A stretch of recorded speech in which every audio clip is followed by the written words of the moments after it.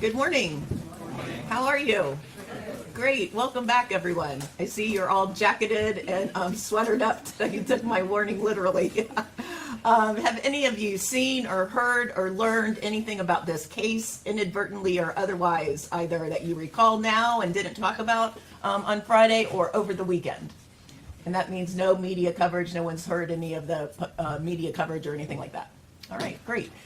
So I have a few preliminary instructions to read you before we get started. I'm going to ask that you pay attention to these. Many of these instructions you might have heard before.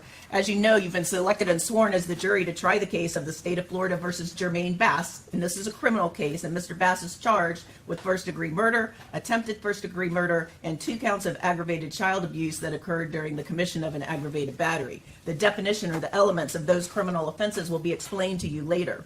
The state's charging document, which is called an indictment, is not evidence, and it's not to be considered by you as any proof of guilt. It is my responsibility to explain the law to you. It is your responsibility as a juror to determine what the true facts of this case are. Thus, your job and my job are very different in this regard, and this is one of the fundamental principles of our system of justice. So let me explain briefly how the trial will be conducted. At the beginning of the trial, the lawyers have an opportunity, if they wish to do so, to make opening statements to you. Now, lawyers are not witnesses, so what they say is not testimonial evidence like witness testimony would be, but opening statements are intended to tell you what they think the facts of the case will be during the course of the trial.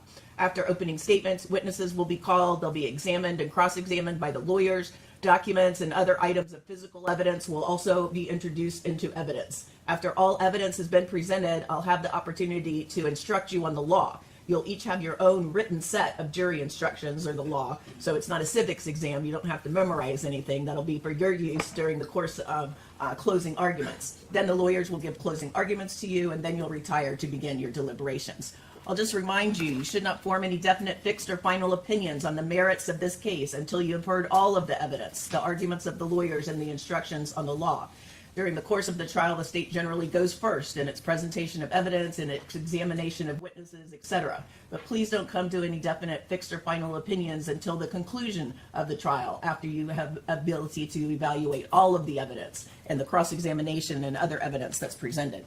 You should not form, you're not to communication rules. We talked a little bit about on Friday as well. I just want to reiterate, you're not to communicate with anyone, including family or friends or your fellow jurors, about this case or the people and places involved in this case. And just as you may not communicate verbally, that also means any other types of electronic communication, like tweeting or texting or posting on the Facebook or Instagram or whatever all of those programs are that you can do. No doing any independent research of your own, no going by any of the scenes that are described during the course of the trial, or Googling anything about this case, the people and places involved in this case, the law related to this case, or quite frankly, anything going on about what's happening here in the courtroom. During the trial, we will take recesses. You'll be permitted to separate and go about your personal affairs as you have this past weekend. Obviously, all of these communication rules apply during those deliberations. I'll just remind you, while you're here at the courthouse, keep your juror buttons on while you're here. We share common hallways, elevators, entrances with witnesses and family members and other people that might have an interest in this case. So just don't put yourself in the position where you're overhearing people having discussions about this case. And of course, if anyone were to try to come up to you to have a discussion about this case, please remind them that you're on the jury and let one of our bailiffs know so they can advise me. Your cell phones, computers, tablets, other types of electronic devices should be turned off while you're here in the courtroom. And I always say off means really off, not on vibrate. So when it goes off, it still annoys the person sitting next to you. And again, the reason for this is that everyone needs to have and pay 100% attention when witnesses are testifying and other things are happening in the courtroom. So just don't let your electronic devices be a distraction for your neighbor. Of course, you cannot take photographs, video recordings, or audio recordings of these proceedings or of your fellow jurors. I'll just remind you, in every criminal proceeding, a defendant has the absolute right to remain silent. At no time is it duty of a defendant to prove his innocence. From the exercise of a defendant's right to remain silent, a jury is never permitted to draw any inference of guilt. And the fact that a defendant chose or did not choose to testify at trial cannot affect your verdict in any manner whatsoever. The attorneys here are trained in the rules of evidence and trial procedure, so it's their duty and obligation to make legal objections that they believe are proper. How that works is, if an objection is made to a question that's asked, if I sustain the objection, that means the witness will not be allowed to answer that question. You shouldn't try to speculate on what the witness might have said had he or she been permitted to answer the question, or speculate about why I'm not letting you hear the answer. It's a legal determination that I've made that it's not appropriate for you to hear. If I overrule the objection, that means the witness will be allowed to answer the question, but you shouldn't hold it against the lawyers or the parties for making objections. As I said, they're doing what they believe are legally proper to preserve the record in the case. Bench conferences. During the trial, it might be necessary, as you saw us do on Friday a couple of times, to talk about matters that are not appropriate for you to hear. We try to do that as seldom as possible. We try to do it up here at the bench in a little bench conference, but the purpose of a bench conference is that you not hear what we're discussing. We are electronically enhanced, and there's speakers above your jury box. So if you are overhearing what's happening up here, there'll always be a bailiff close to you by that door. Let him or her know so that we can adjust our volume up here. Note-taking. If you would like to take notes during the trial, you're welcome to. Of course, you are not required to take notes. A few things about note-taking for your convenience. I think I see some of them on your laps. We have a plastic sort of container with a notepad and a writing utensil of some sort in there if you'd like to use them. First, please don't become so consumed with taking notes that you forget to listen to the next question or answer that's coming along after that. Sometimes when we're furiously writing, we kind of tune out what's happening, so be careful about that. Secondly, if one of you is a way better note taker than everyone else, that does not mean he or she becomes the official court reporter once you get into the jury room. Sometimes people jot things down wrong, so just because it's in the notes of one of your peers, if you have a different memory, I'm going to ask you to rely on your own independent memories. That's why you've been individually chosen as jurors in the first place. Additionally, rest assured that the notes are for your use and your use alone. The bailiffs keep them secured while you're not using them. They do not become a part of this record. The lawyers do not read them. I do not read them. I'm actually required by law to shred them at the conclusion of the trial. So just rest assured that they're your private notes for your use. As I said, we will take recesses during the course of the trial. Sometimes my idea of when a recess should occur might vary from when your idea of a recess should occur. So if that happens, try to get the attention of one of the bailiffs sitting next to me so he or she can know, or try to let me know to take a recess when appropriate. Again, this is a serious matter. There's a lot of information coming at you, and the average attention span of a human being is something like 15 minutes, and we don't take breaks every 15 minutes. So if you just need a comfort break, or just a break to get out of the courtroom and get out of the intensity of what's happening here and just need a break of that sort, please feel free to let us know that. You're not interrupting the proceedings. You're not doing anything wrong. It's not as formal as it appears on TV. We'd all rather have you comfortable and attentive rather than uncomfortable or needing to get out of here and feeling like you're not being able to. Additionally, I have jurors ask all the time, can we ask questions as jurors of the witnesses? That answer is no. The state has the burden of proof, so the questions that are required to be asked need to come from the state, and we don't allow jurors to assist in that endeavor. However, if it's something that you just missed, like you didn't hear it the first time around, or the witnesses are mumbling and the volume is bad or something like that, please feel free to wave your hand and just shout out, repeat that, or say that again, or get the bailiff to let us know that you just need something repeated. In ordinary life, we are able to turn to our friend and say, hey, did that witness say blue or green? But I've told you you cannot do that. So it's important that you get it the first time around. So if you just miss something because of the activities in the courtroom and you just need something repeated, please feel free to interrupt us to do that. So I think that's it from me. Any logistical questions before we get started? Everybody good to go? All right. Stay prepared to make an opening statement. Yes, Your Honor. All right.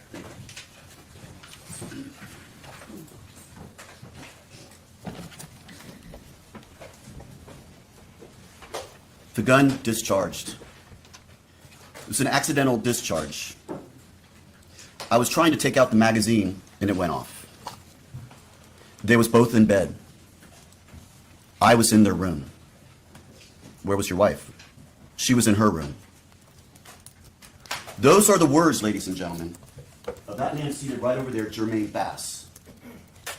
Those were the words he told those deputies when they arrived and found these children shot in the head. That was his explanation to them of why 2 children were shot in the head. Accident discharge. I was trying to take out the magazine and it went off. That was his explanation. Ladies and gentlemen, you're going to see this was no accident. This was not an accident. You're also going to hear, he will tell them where the gun is. In the dresser, upstairs, the silver dresser. You're going to hear him tell them. And sure enough, they go there, they find that gun. And ladies and gentlemen, that gun is the murder weapon. That is the gun that fired the bullets into Jaylah Bass and killed her. And the evidence is going to show that. He told him right where that gun was, right next to his wallet. You will not only hear these things, you will see him say these things to the deputies when they arrive on scene. You're going to hear from some of the responding deputies that arrive. These deputies wear what are called body-worn cameras. These cameras capture interactions with citizens, interactions during events. They come on generally when they're responding to a scene. They're not on all the time, but they come on when they're responding to a scene. And these came on for some of these deputies. So you are going to see Jermaine Bass that night. You're going to hear his explanation to the deputies of how both his children ended up shot in the head. What you will not hear from him are any questions about how is his daughter doing? How is his son doing? Objection. Improper argument. Sustained. You will never hear him say it was anyone else other than it was an accidental discharge while I was taking out the magazine. That's what you will hear. But the evidence will show you, ladies and gentlemen, this was no accidental discharge. 5 shots from that Glock. 4 hit their target. 3 of them went into the head of Jaylah Bass, his daughter, his 5-year-old daughter, as she lay in the bed right next to her brother, who was also shot in the head, in the temple. These were aimed, they were precise, they were targeted right to the most crucial part of the body, the head. 5 shots, 4 in the head. That's what the evidence is going to show you, ladies and gentlemen. On August 29th of 2022, this defendant right here walked into that bedroom where these 2 little children were laying in their bed, and he shot 5 times into their heads. Why this man would take the life of his 5-year-old daughter, Jaylah Bass, and attempt to take the life of his 8-year-old son, Jermaine Bass, we may not know. We may never know. But remember, ladies and gentlemen, I told you during voir dire that we don't have to prove motive. But ladies and gentlemen, you will hear some evidence. You will hear some evidence that something was not right in the Bass household. Something was not going right there. Because, ladies and gentlemen, the evidence is going to show you that this house involved Jermaine Bass, who lived there with his wife, Shirley Bass, and their daughter, Jaylah, and the son, Jermaine, as well. And it might get a little confusing, ladies and gentlemen, so I'm going to probably call the son JJ. That's kind of the nickname they gave him, because both the son and father are both named Jermaine Bass, and there's no like junior or anything like that. So if you hear me from time to time use the word JJ, I'm referring to the son. So on this date, on August 29th of 2022, you're going to hear that Shirley Bass, the wife, went by herself to a birthday dinner for her sister. You're going to hear that that evening she left around 6 o'clock. She drove down, and where this happened is on Heritage Club. And I believe I told you about this during voir dire. This is an area up near USF. It's up near the Advent Hospital up there on Bruce B. Downs in Fletcher. Right kind of behind there, back in a little neighborhood there. And these are like townhomes that they lived in, okay? It's got an upstairs where the children's bedroom is, and there's a downstairs where it's kind of the kitchen and like kind of a great room. And you're going to hear that she left at 6. In fact, you'll see video of her car, her white Mercedes pulling out and heading towards Ruth's Chris Steakhouse down on West Shore. Okay, so she had to go all the way down Fletcher, get on 275, go all the way down to West Shore, if y'all are familiar with the area, and then go to Ruth's Chris Steakhouse, where she was meeting the family for a celebration dinner for her sister. You're going to hear from some people who were at that dinner, and they will tell you Shirley was happy, everything seemed fine. Shirley goes there that night with her niece, China Gadsden, and you're going to hear from China Gadsden as well. All right? She's going to tell you that they were having a wonderful time. As Shirley went, and they had dinner, and everyone was getting along very well. Jermaine was not there. He was supposed to be home taking care of the kids. But he was not home taking care of the kids. The evidence is going to show that he left those kids, drove all the way to Ruth's Chris Steakhouse. Basically followed Shirley Bass. Why? I don't know, ladies and gentlemen. But he did. The phone records will conclusively show that he left. We also have video of his Nissan truck pulling out and leaving that residence, not long after Shirley leaves. You're going to hear from China that when they were driving away, as they were leaving Ruth's Chris, there was this truck behind her that was really driving aggressively and scaring her. She didn't know what was going on. It's tailgating her. So just as she's pulling onto the on-ramp to get on the interstate, this truck is right on her tail, and she's scared. So she stops the car. This truck pulls around her and stops in front. And who gets out of that car? Jermaine Bass. Gets out of that car angry and goes up to the driver's door, thinking that it would be his wife in the driver's seat, but it was China. So he looks at his wife and says, "Are you drunk?" He then goes back into his car and drives away. Don't know why that was, but it's clear, ladies and gentlemen, there was some problems going on in that household. There was evidence to show that there was something going on in that household. And Jermaine Bass, the defendant here, was not happy about it. So you're going to hear that they drive home. Shirley drops off China at her house, which she lived up in that same sort of area. And she goes home. And you're going to see video from an apartment complex. And this video is part of it shows the parking lot area in front of the residence where Shirley and Jermaine lived. And you're going to see the defendant pull in this big truck, park the truck, go inside. A few minutes later, you're going to see Shirley's car pull up. She's going to park the car, and then she goes in. Less than 8 minutes later, you're going to see Shirley Bass outside, looking for help, frantic. Shots had rang out. Just a few minutes from coming home from this dinner to celebrate her sister. Shots. Those are the shots that killed Jaylah. It seriously hurt Jermaine, JJ. You're going to see video of her out there, walking around, looking for help. You're going to hear from one of her neighbors, Daquan Evans, who's going to tell you that he heard these shots. It woke him up. So he walks outside and he sees Shirley Bass. And he's on the phone calling 911 and letting them know, "I've heard shots in my neighborhood." And you're going to hear that 911 call. And you will hear Daquan Evans, and then you will hear Shirley get on that phone call. You're going to hear a woman who's frantic, hysterical. It's a very difficult, hard to understand conversation. But you're going to hear her screaming, "My family, you need to get down here. I need help." She's on that phone with 911. Is the defendant calling 911? No, but you're going to hear evidence that he called another number. After shooting these children, he calls another number, doesn't even call 911. So Shirley's out there, and you're going to hear the whole 911 call. It'll go into evidence. You will have it back there to listen to when you go back and deliberate later in this trial. And you're going to hear that around the 2 minute mark, 2 minutes to 2:40, something changes in Shirley Bass. And based on the video you're going to see of her out there on the phone when she's talking to 911, at one point she starts jumping. But you're going to see that the door opens up to the house of Shirley and Jermaine, and she walks over there. And right about that time, you're going to hear Shirley Bass on that phone screaming at somebody, "What the fuck is wrong with you?" She's yelling at that man right there, Jermaine Bass. It may not be clear if she knows what he's done, but she knows he's done something. And she screams, "What the fuck is wrong with you?" She says it a couple of times. So you're going to hear that 911 call on that night.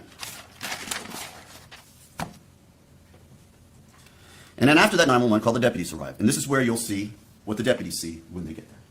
You're going to get to see it. Because this body-worn camera, it's going to take you into the house. It's going to take you into the apartment.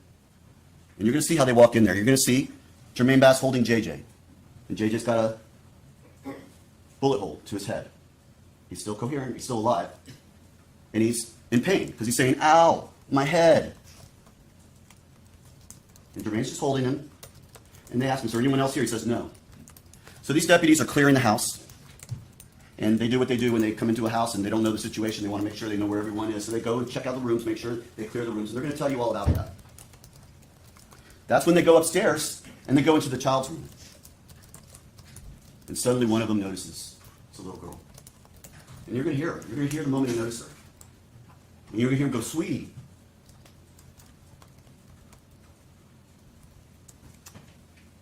And you will see from the body-worn camera, the deputy reach over to take her off that bed. And he will tell you how he takes her off the bed and brings her down, and they try to administer life-saving support for her, but it's too late. But you will see her position. You will see her curled in that bed with blood all around her. This is what those deputies saw on that day. So they take her out. They take Jermaine away. The ambulance arrives and they get him out of there. And then you're going to see the defendant calmly telling him those things that I told you. I was unloading the magazine and it went off.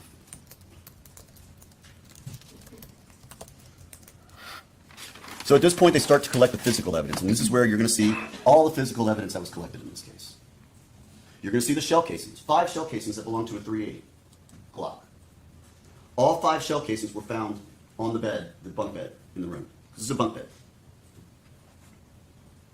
4 of the casings are found in the top bunk, 1 of the casings is found in the bottom bunk. So again, this is a crime scene. Children have been removed to hopefully save them. And now they are securing the crime scene and they're reviewing all the evidence. And this is what they find. They find damage hole to one of the walls where a bullet clearly went through. And you're going to see that it did go through and it goes into the bathroom and the adjoining bathroom and it goes through that bathroom and into the wall. And they're able to obtain that projectile. You're going to see pictures of the condition of the residence at that time. You're going to see pictures of a lot of blood. And I want to warn you that you will, okay? But it's important that you pay attention to those pictures and look at those pictures. You're going to hear from a DNA expert. The Glock is found exactly where the defendant said it would be, in the silver dresser, right next to his wallet. And that Glock is taken out. It's looked at. The magazine in it is now empty. There's no other ammunition in the Glock. And they take that Glock in, and it gets analyzed. The comparison is done with the shell casings, and yes, they match. Those shell casings found in the room were in fact fired from that firearm. You're going to have a firearms expert who's going to testify to you and explain to you how they know that. You're going to also hear that the gun was swabbed. And what that means is they take like a solution or water and they rub it on the gun at different areas to determine whether they can pick up any DNA. And you're going to hear that on the grip and trigger, it's combined, so we don't know if it's both or so. But on the grip / trigger, as well as on the base of the gun where the magazine is put in, they're able to obtain DNA. And the DNA does match, in fact, Jermaine Bass. But there's one other source of the DNA, and you're going to hear that it matches the son, JJ, the other Jermaine Bass. Now, I want you to listen to that expert, and she's going to testify to you, and she'll also explain to you about transfer DNA and how that occurs. If you touch someone, and they're sweating, or their skin cells get on you, and then you touch an object, you can transfer that person's DNA. Any bodily fluid can transfer the DNA to that property. And you're going to hear from that DNA expert who's going to explain all that to you. You're also going to hear, ladies and gentlemen, from a lady by the name of Anna Cox, who's what's called a blood spatter expert, or blood stain expert. She's going to tell you and talk to you about those pictures and the blood analysis that she shows. What she will tell you is that both of these children were shot right next to each other. That their heads literally had to be almost touching. You're going to hear about what's called blood spatter, but it's where when a person is shot, the blood, once a bullet enters, has to expel from the body. And when it does, it creates a pattern. She's going to explain all that to you. And you're going to hear that the only place that pattern appears is on that top bunk, on the corner, by the wall, and on the railing there. The DNA on that spot matches the DNA of Jaylah Bass and JJ, Jermaine Bass. She's going to tell you they were right next to each other when they were shot. The last moments of Jaylah's life was laying in that bed next to her big brother. You're going to hear about other blood. Their blood drips down from the bed to the lower bunk bed, creating other patterns. So she's going to describe all that to you.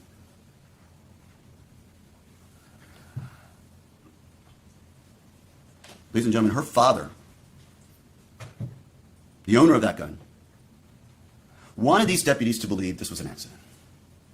Objection, improper argument. Overruled. That is what he told them. In those initial moments when the deputies arrived, that's what he tells them. This was an accident. An accidental discharge of 5 rounds. This isn't an automatic gun where you hold it down and it just fires repeatedly. You're going to hear from the firearms expert, every single one of those 5 shots had to pull that trigger. Every single one. It's not that if you hold it down, it'll go off. You're going to hear from the firearms expert. This was no accident, ladies and gentlemen.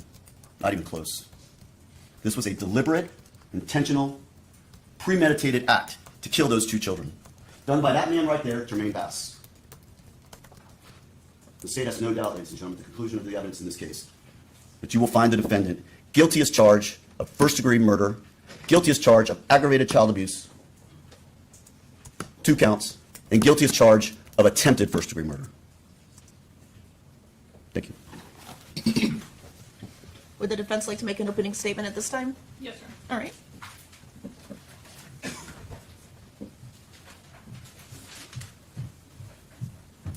Morning. Jermaine Bass, my client, did not shoot his children. What happened on August 29, 2022 was tragic, and you're going to hear a lot of testimony about what happened on that day. And a lot we are not going to be in dispute about with the state. Where it happened, what time it happened, how many shots were fired, things of that nature. You're going to see that there's not a lot that we're going to be disputing about. But the most important part, we are. Who was responsible? Who fired the gun that injured Jaylah and JJ Bass? You're going to hear the evidence because, as the judge instructed you, what we say is not evidence.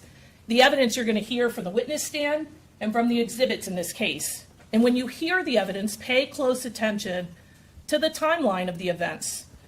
When Shirley calls 911 and you're going to hear that call, she is not asking for police. She's asking for an ambulance. She's asking for medical help repeatedly, and you will hear it for yourself. Mr. Terry stood up here and said that he wants you to believe that it's an accident, but pay attention to what Shirley says as well about what happened. The 911 operator is continuously asking her, who fired the gun? Did somebody drive by? And pay attention to what her answers are close in time to the events. When police start their investigation, pay attention to who the police are able to talk to right away and who they have to wait to speak to. This story about Jermaine on the highway with China Gadsden and Shirley Bass doesn't come to police attention until over a year after the incident. Pay attention to who's cooperating. You'll hear from the lead detective in the case and the efforts that he made to speak to Jermaine, to JJ, and to speak to Shirley about what happened. You'll hear, obviously, that after this happened and JJ was injured, he was in the hospital for a while. And then they made efforts to speak to him once he was released. You'll hear from Detective Gabbott that Shirley was uncooperative when they tried to interview her son, that they were not able to investigate her phone because she never turned it over to law enforcement for them to look at any kind of communications that were happening that night. Shirley does not call 911 from her phone. She goes across, and the phone that she is using to dial 911 is Mr. Evans' phone, an across the street neighbor. You're going to hear that Detective Gabot had difficulty reaching out to Shirley, that they made efforts to interview JJ at the Mary Lee House. And the Mary Lee House is a location where law enforcement routinely interviews children because they're treated differently than an adult witness. And you'll hear that the first time they set it up, Shirley came, but then refused to let the interview happen. Then they tried again that afternoon, and you'll hear that JJ was disruptive, that he refused, that he walked away, and he didn't talk to them. They tried to set it up again on a later date, and he did not appear. Finally, detectives had to serve Shirley with an investigative subpoena. They tried to get her to cooperate voluntarily, but then they were trying to force it. An investigative subpoena is not an invitation, it's a demand. So she brings him in. And when they do, he says that he does not remember what happened on that night. And that's where we're left. You're not going to hear from JJ because the state and I, the defense, agree that if he was to come in, all he would say is that he doesn't remember what happened that night. So you're not going to hear from him.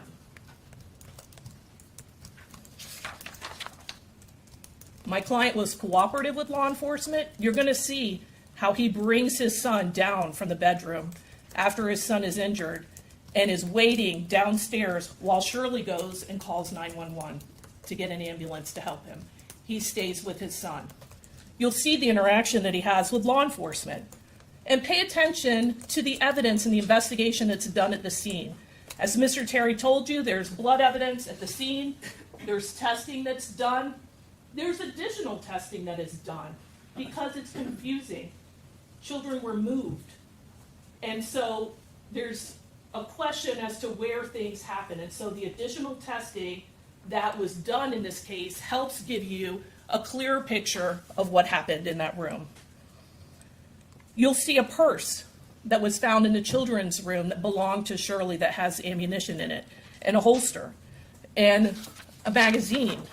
You'll also see an empty holster and a child's bassinet that's in the kid's bedroom, along with a little plate that has some eaten food on it.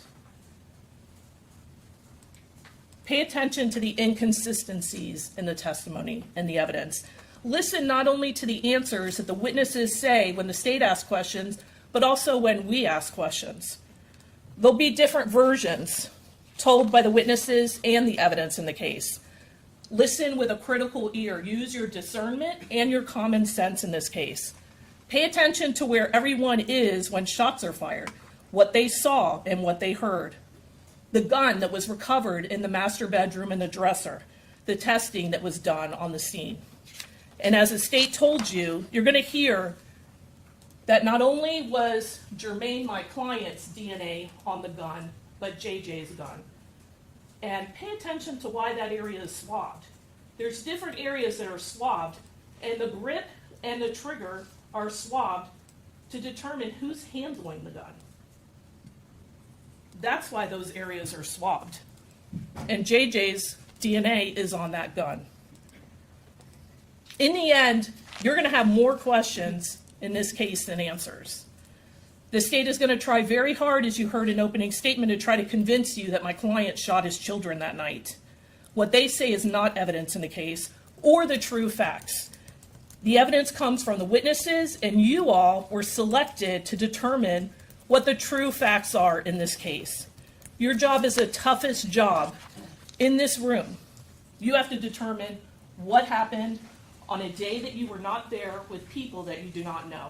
And it's going to be difficult, and it's going to be hard.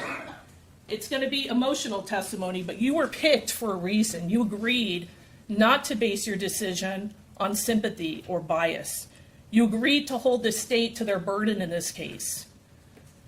And you agreed to presume my client innocent. As difficult as it might be, that is your job as a juror. What happened on that day is very tragic and sad, but my client did not shoot his children. You will understand why he said what he said to police. At the end of the case, after listening to all the evidence and the law, you will agree and find Jermaine Bass not guilty. Thank you. Thank you. State can call your first witness. State will call Rebecca McElman.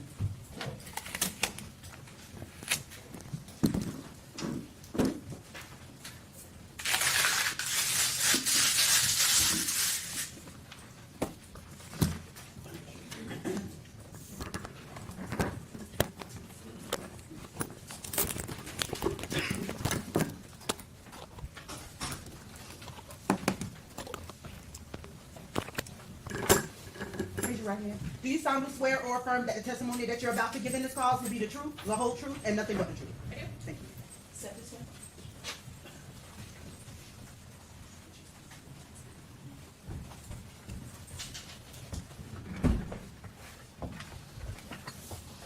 Hi, good morning. Good morning. If you would please introduce yourself and spell your name for us. I'm Rebecca McLeman, MacLeman, and I'm the 911 records custodian for Hillsborough County Sheriff's Office.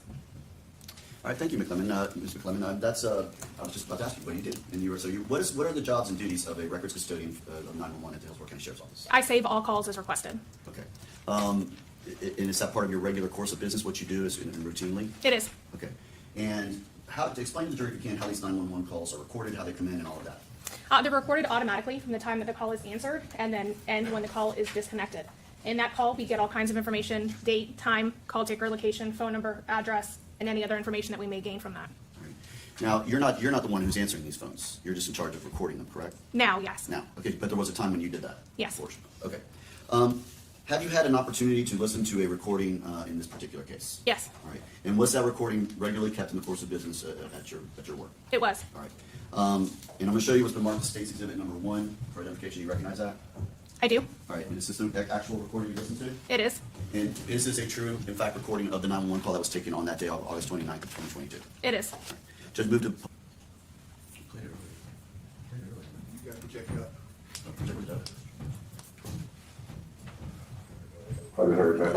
Okay, you know what area it's coming from? Like, is it coming from 137, 40? Monday, August 29, 2022, 22:33 and 42 seconds. 911, do you need police, fire, or medical? Hey, how you doing? This is the first time I heard some gunshots in my neighborhood. Okay, let's- 13915, American Heritage Club Drive, Tampa, Florida. This is a house, a home, or apartment? An apartment I heard outside. Okay, how many shots did you hear? I heard a couple, but they downstairs said something bad is happening. I don't know. I just heard gunshots. I did. Okay, do you know what area it's coming from? Like, is it coming from 137, 42nd, any specific area? No, just in the neighborhood. Okay. How long ago did you hear them? Just like 2 minutes ago. Okay. Now, after you heard the shot, did you see or hear anything else suspicious? Somebody screaming, a car that set off really quickly, anything like that? Yeah, she right here right now. Okay. Do you want to put her on the phone? Want to be on the phone? Yeah. Sheriff's office, can you tell me what happened? Okay, what happened? Yes, I'm getting them on the phone, okay? What happened? Okay, hold on, ma'am, I can't understand what you're saying because you're crying.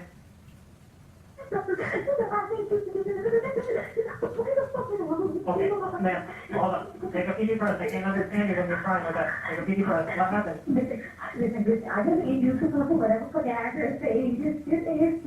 What happened? I have to call it. What happened? Did somebody get shot? Someone shot who?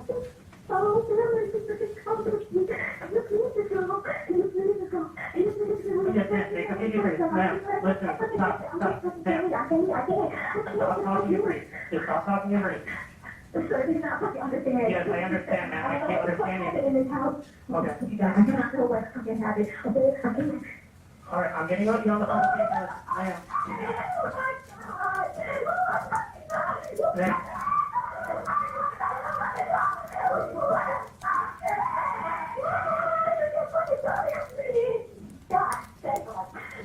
Ma'am, what's going on?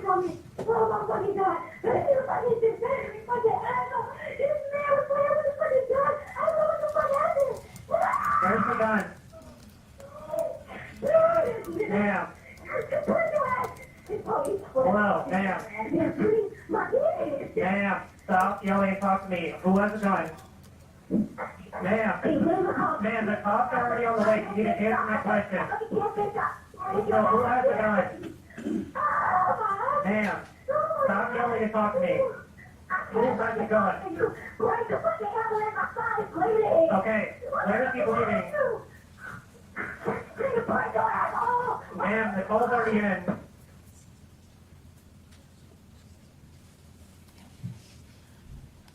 Now let me ask you, there's a pause right here. What is that?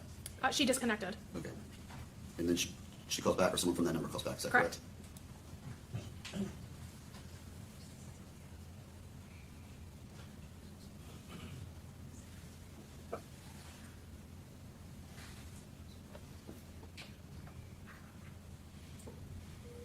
Number one, you need police, fire, or medical? Hello? Hello, ma'am. Okay, I have deputies on the way. Where is he shot at? Okay, the ambulance and cops are on the way. Where is he shot? Okay, who shot him in the head? Who shot him in the head, ma'am? Okay, nobody, was it a car that drove by? Okay, is this somebody you know? Somebody from the house?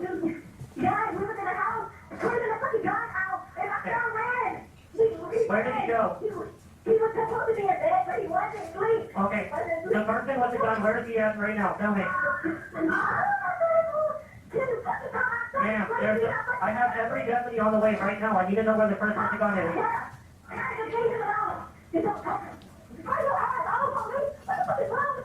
Ma'am. Ma'am, stop yelling. Ma'am, what's the house number that he's at?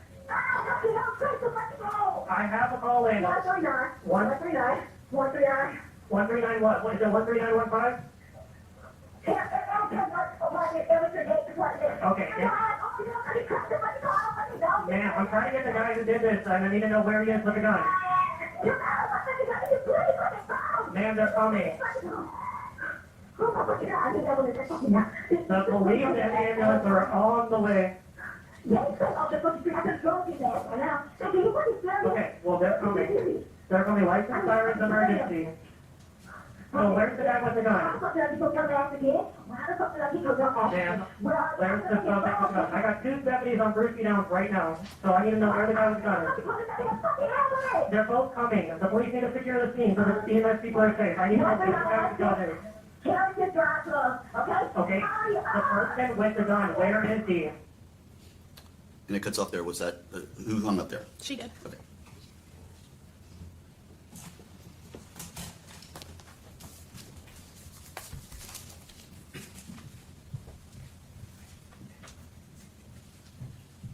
Right, Judge, I don't have any further questions of this witness. All right.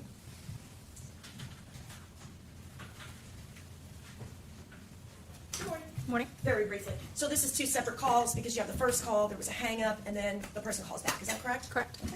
Thank you. I don't have any other questions. All right. Is she released? Yes, sir. Cheers. All right, you can step down and you're released from your subpoena. Thank you. Call your next witness. Say we'll call Daquan Evans.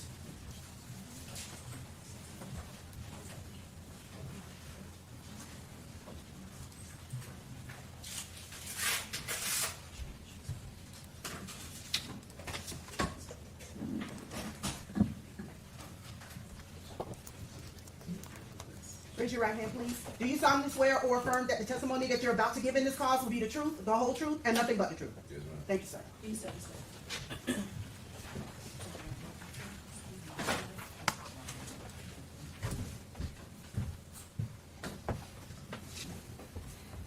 Morning. If you would please introduce yourself and spell your name for us. I'm Daquan Evans. First name D-A-Q-U-A-N. Last name E-V-A-N-S. Thank you. Good morning, Mr. Evans. If you could, where are you currently living? I live in Ocala, Florida. Back in 2022, in August of 2022, where were you living at that time? I was staying off 130, well, I can't remember the name of it, but I was down here in school as a student athlete in some Cadonium apartments. What school were you going to? University of South Florida. All right, and you were a student at, what were you playing? Football. All right, and what are you doing now? I'm a mentor for Wake Up Mentoring based out of Orlando, Florida. All right. Now going back to August 22nd August 29th of 2022, you were a student here at USF, and were you living in the Heritage Club apartments? Yes, sir. All right. On that particular night, did something happen? Yes, sir. All right. What do you recall? When do you recall the first time knowing something was going on? I heard like 4 or 5 shots All right. Where were you when you heard those shots? in my house, in my room. All right. And you described 4 or 5. Is that how many you thought you heard? Yeah. All right. What did you do upon hearing those shots? Like back at home, I'm used to hearing those type of things going on, so I just reacted and made sure I was good in the house and just really stayed there until I heard, something else from my ring camera. And I just went downstairs and ran into a lady. How long after you heard these shots did you hear this or see this lady? On my ring camera, probably like next 5 to 10 minutes. All right. Could it have been quicker than that or longer than that? Do you know? I don't know. All right. What did you do upon seeing this lady? I went downstairs and she asked for help, basically for me to call, the officers. She asked for the address. Yeah, that's what I did. All right. And were you in fact the person who called 911? Yes, sir. All right. And it was your phone she was on during that conversation? Yes, sir. All right. How did she appear to you? Like shocked, like she was lost her words a little bit. All right. Now you mentioned a ring camera. So your building had a ring camera at that point in time? Yes, sir. All right. I'm gonna show you what's been marked as State's Exhibit number 7. Did you have a chance to look at this video? Yes, sir. All right. And this is a video, in fact, from your ring camera on that night? Yes, sir. All right. And does this fairly and accurately depict kind of what happened in that moment when she was at your door? Yes, sir. All right. Judge, move that State's Exhibit number 7 admitted into evidence. No objection. It's admitted. May I publish, Your Honor? Yes.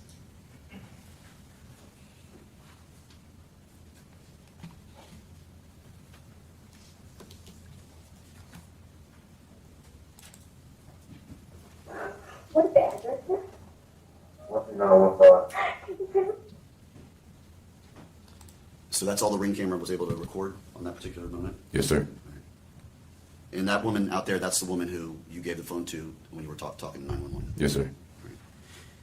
Now, you said on the 911 call that the shots were about 2 minutes before you called 911. Would that be about right? Yes, sir.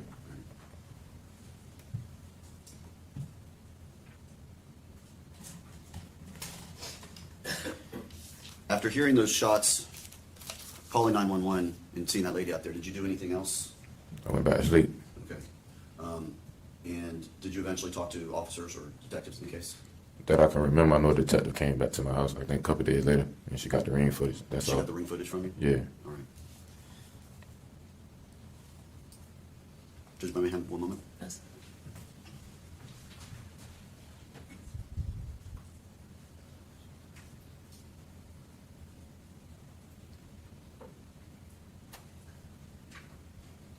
And just to be clear, you said you called 911 2 minutes after you hear these shots, or about that time.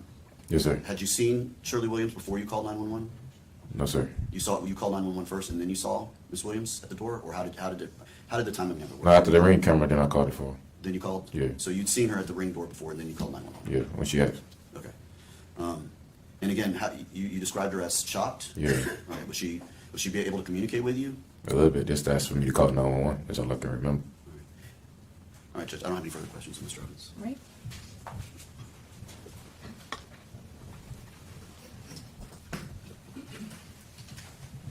Good morning, Mr. Evans. Come on. Now, back in August of 2022, you were living at that Heritage Club Apartments. Yes, ma'am. How long had you lived there at that point? Probably like a year. Okay. And your schedule was pretty busy back then in the summer? Yes, ma'am. So it wasn't a situation where you would kind of hang out around the apartment or anything like that? No, ma'am. All of the places in that complex are all townhouses? Yes, ma'am. And you lived there with a roommate? Yes, ma'am. Did your roommate ever come out or do anything when this happened? No, ma'am. He was asleep. Okay, so you were asleep also when you did hear the shots? Yeah, once I heard him, I woke up. Okay, and you said that you came downstairs, so your bedroom, I assume, is upstairs? Yes, sir. Yes, ma'am. And then you come downstairs and end up coming outside? Yes, ma'am. Did anyone come to your door, or was she there at your door as you were walking out? Just when I opened it right there. Okay. And the person that you saw that the state is describing as Shirley Williams, she wasn't someone that was known to you, right? I don't know her at all. Okay, so you didn't know that they lived across or anywhere that never had any contact with them? No, ma'am. The setup of the complex that you were at, your townhouse building, there would be like a couple of townhouses right next to each other. Yes, ma'am. And yours was, I believe, the second one or the first one? Probably the second or third one. It was in the middle. Okay. And then there's like a walkway or a sidewalk, and then there's townhouses across from you, and you all face each other. Yes, ma'am. Okay. Then if you were to come out of where your townhouse is and turn, that's the parking lot where you would be assigned a parking spot or whatever for your unit. Yes, ma'am. And then the parking spaces across from your parking space would be assigned to the units that are next to that. Yes, ma'am. And it almost forms like a T, right? Like you guys would be across from each other, and then there would be other townhouses that are kind of dead end from where you were. Yes, ma'am. And if you kept going past your townhouse, there would be like a pool and other units that way, right? Yes, ma'am. When you first came out, was there anyone else out there besides this woman? Not that I remember. Okay. And you end up being the one that first calls 911. Yes. And then as you're talking to the operator on 911, you end up handing the phone over to the female who came to your door. That I can remember, yes. Okay. And you don't have any other contact other than maybe at some point getting your phone back. No, that's all. Okay. So you go back to sleep. You don't know anything else about what happened. No, ma'am. And as far as this person appearing to be in shock or anything like that, you don't know her, but that was kind of your first impression of her demeanor at that time. Yes, ma'am. If I could have one moment. Yes.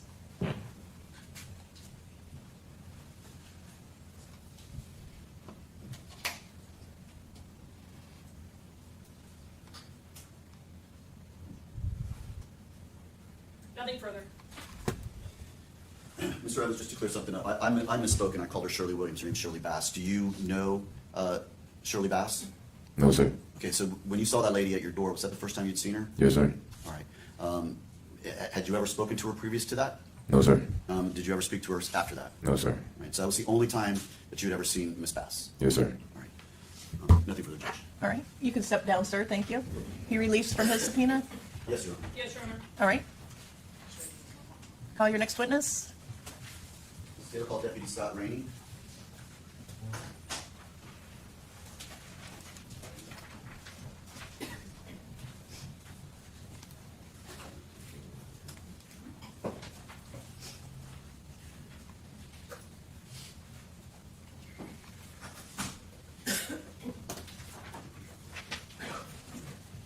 Coach, just for a second. Sure.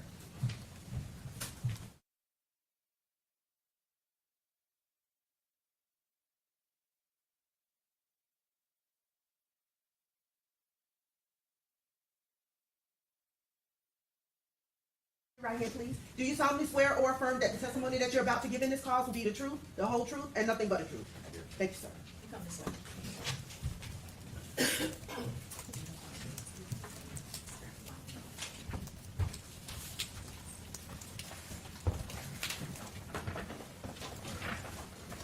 Good morning. If you would please introduce yourself and spell your name for us. Yes, ma'am. Deputy Rainey, R-A-N-N-E-Y. You have a first name? Scott. Thank you. I'm sorry, Mr. Chairman. I'm just going to renew all objections as to this witness. All right. Thank you. Sing Rollings. Deputy, how are you currently employed? At the District 1 office as a patrol deputy. All right. And you work for the sheriff's office? Yes, sir. How long have you been working with Hillsborough County? 15 years. All right. And what are your duties as a patrol deputy? To answer calls, when they come out, answer calls for service. All right. And what was your position back on August the 29th of 2022? I was an FTD, And what does that mean? a field training deputy that trains the new deputies as they come on. All right. And who were you training at that time? Deputy Rahman. All right. And when you're training a deputy, do you work together with that deputy? Yes, sir. All right. So you all ride in the same car? Yes, sir. And you go to the same scenes together? Yes, sir. And if he has questions, does he ask you what to do? Yes, sir. All right. And how long had you been working with, who were you working with on that day? Who were you training? Deputy Rahman. All right. How long had you been training Deputy Roman? There's different phases. We were in 4th phase at that point, which is a 2-week period, and we were on the 1st week. Okay. And once he's done with that phase, does he go out on his own at that point? Yes. All right. So he was nearing the completion of his training at that Yes. time? All right. Deputy, what zone were you working back on August 29th of 2022? Alpha 4. And where is that zone, if you can explain to the jury where Alpha 4 is? Alpha 4 is from Nebraska to Del Mabry and from Fowler up to Bears. Okay. Does the Heritage Club apartments, do they fall within your zone? No. Okay. Why did you respond to the Heritage Club apartments on that night? Or did you respond to the Heritage Club? Yes, we responded because we were closer to the district that time, which is closer to where those apartments are. And because I had a recruit, that is a very good call for a recruit to go to. Okay. So you can respond to other zones if there's an emergency and you need to go there? Yes. All right. And it happened to be that you were kind of close to that area at that time? Correct. All right. Where is this area, Heritage Club apartments located? It's off of 37th Street. I'm gonna. If you show me the time, I'll remember from you. Push that in. Send it. I got you. Okay. I'm showing you what's already been admitted as State's Exhibit 26A for identification, and I'm going to ask you to take a look behind you at the overhead at the video.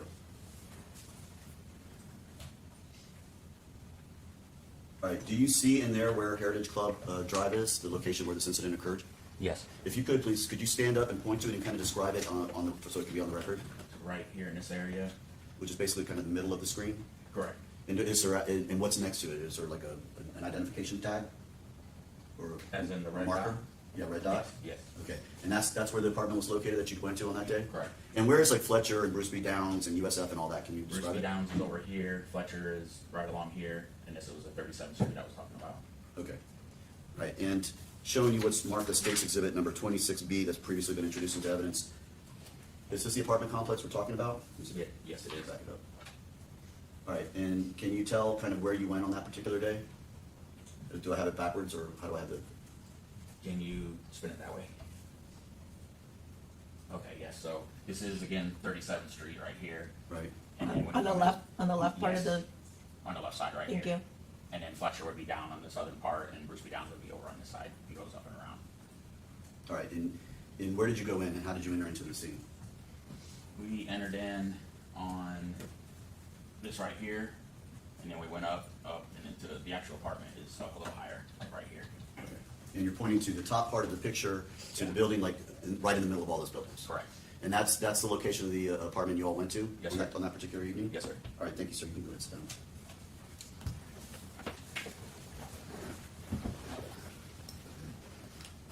What did you believe you were responding to? What was the call about? The call just went out as a shooting call, but it didn't give a lot of details. It didn't say, who was a victim or anything. It just said somebody was shot. All right. Were you one of the first units to arrive on scene? Yes, sir. There was approximately 4 of us that got there close to the same time. Who were the other deputies who responded at the same time? Deputy Jones, Deputy Ryman with me, and Deputy White. Okay. Describe to the jury what you saw as you were driving up to the scene as far as the outside of the apartment. There wasn't a whole lot outside, just, a lot of cars because it's an apartment complex. When we were going towards the apartment, getting close to the door, there was a female outside, and then, we went past her and went on inside to the apartment. Well, was the female saying anything? How was she behaving? She was saying something. I wasn't close to her. There was another deputy, I believe it was Deputy Jones, was already talking to her when we got there, and we went around another way and went to the door. All right. And did you in fact enter the scene? Yes, sir. What did you see when you went into the residence? When I went in, you immediately went into like a kitchen area to the left. There was a TV on the left side and a couch on the right side, and there was a gentleman sitting there holding a juvenile in his arms. All right. And what did you do at that point? At that point, we went up to him to see what was going on, and you could see blood on the juvenile's head. So we were trying to figure out where the blood was coming on, figure out what was going on, and had my recruit go out and get a med bag and start, treating him. Okay. And did you speak with this man? Yes. All right. And what did he tell you happened? He told me that there was an accidental discharge and the gun went off and hit the child. All right. Did you know about another child upstairs? Not at that time, no. Okay. When did you first hear about the other child upstairs? When Deputy White came downstairs and said that there was another victim upstairs.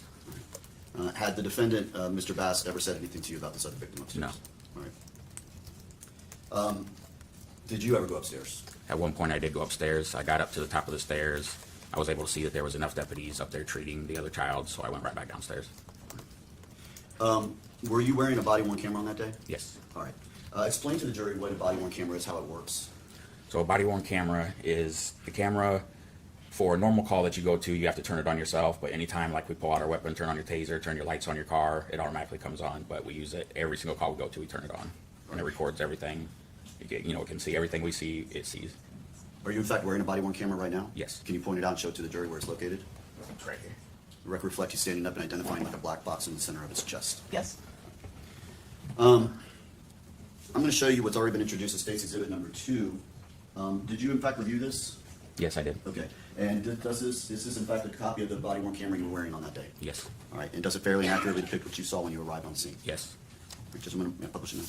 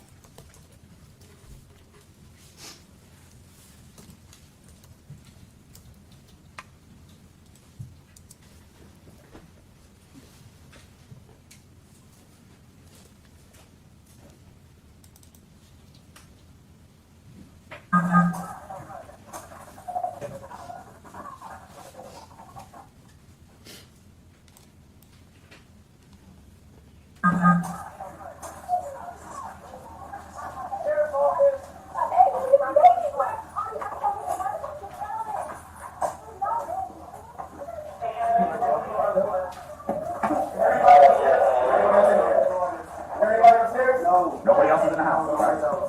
Hey, can you two go to help him? Yes, clear up here. All right, paramedics are coming right now. Oh, please, now. What happened? What happened? What happened? The gun is Okay, okay. Somebody got a med bag. Get a med bag. Oh, God, no. Please, hurry. They're coming. They're coming. 52 on EMS. Yeah, can you hear me? All right, they're here. They're coming. They're coming. Yeah, they're cleared upstairs. We turned it downstairs. Oh, my head. It's okay. It's okay. My head. Not My yet. head.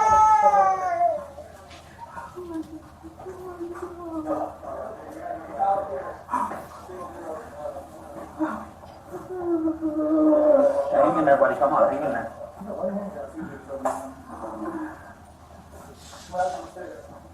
He said it was an accidental discharge.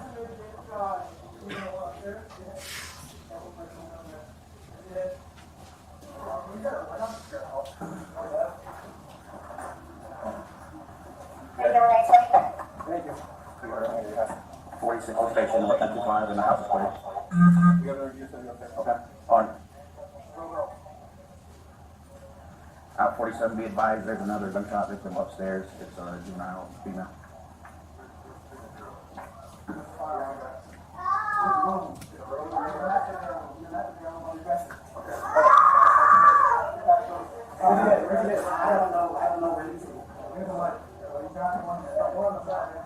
Yes, 10-4.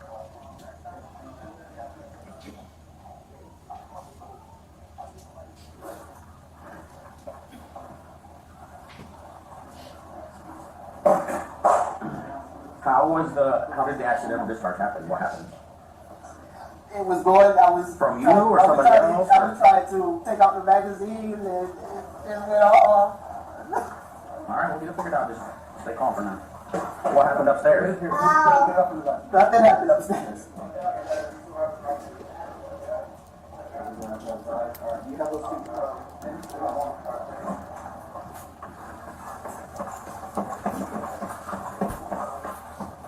Hey, we still have to get some zeros. Make sure you check that back out. Got you. Is she breathing?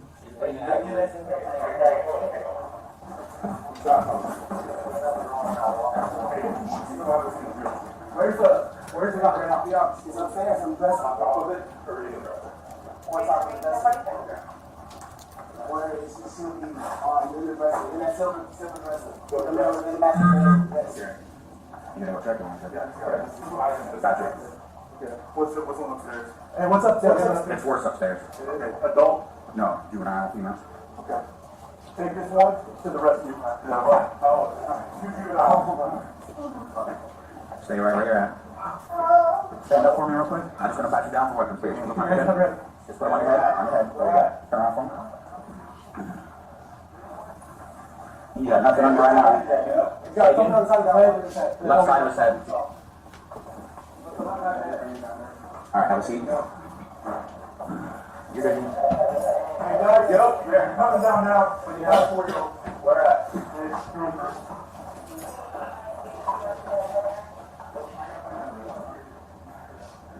So you're saying that whatever happened to him, is that your son? Both of those are my kids. Both of those are your kids. So it accidentally discharged and hit your son. What happened to your daughter upstairs? The same thing. They was both in the bed. They were both in the bed together? Yes. I think I ran into the You're saying both kids were in the bed together and you were in their room? I was in there.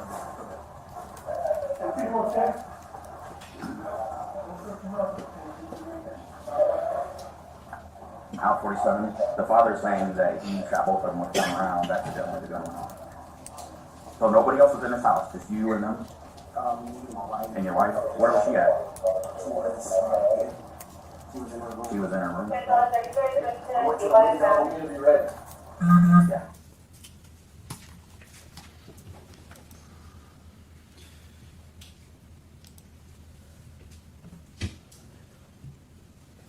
Deputy, was Mr. Bass eventually taken into custody at that point? Yes, sir. All right. Did you have any further involvement in this case? No, sir. May I have 1 moment? Yes. Judge, I'll pass the witness. All right.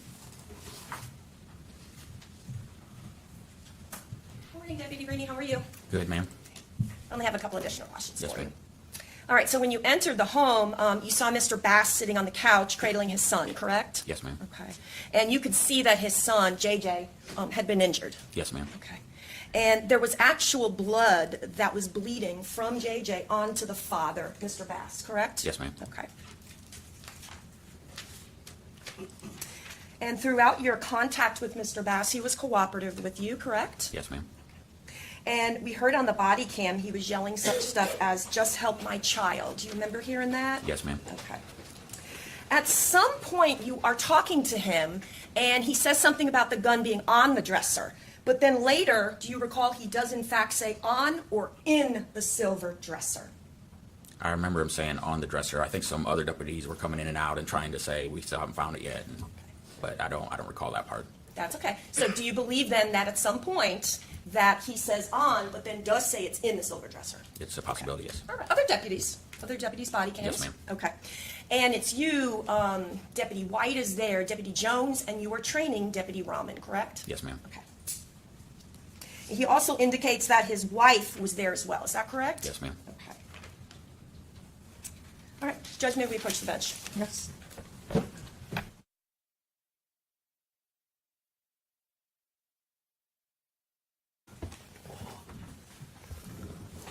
Good morning. If you would please introduce yourself and spell your name for us. Good morning, everyone. My name is Deputy Rahman. That's R-A-H-M-A-N. First name? Adam. Good morning, Deputy Rahman. Where are you currently employed? I'm currently employed with the Hillsborough County Sheriff's Office, and I'm assigned to the Patrol Division, and I work in District 1. All right. How long have you been working with the Hillsborough County Sheriff's Office? Approximately 4 years. Did you have any prior law enforcement experience before that? No, I did not. All right. Back on August 29th of 2022, what were you doing at that time? I was assigned to the Patrol Division that night, and I was completing just one of my normal 12-hour shifts. Okay. What are your general duties as a patrol deputy? We handle various calls for service, we conduct traffic stops, and we do proactive policing to deter crime. Now, back on August 29th of 2022, how long had you been employed as a Hillsborough County Sheriff's Deputy?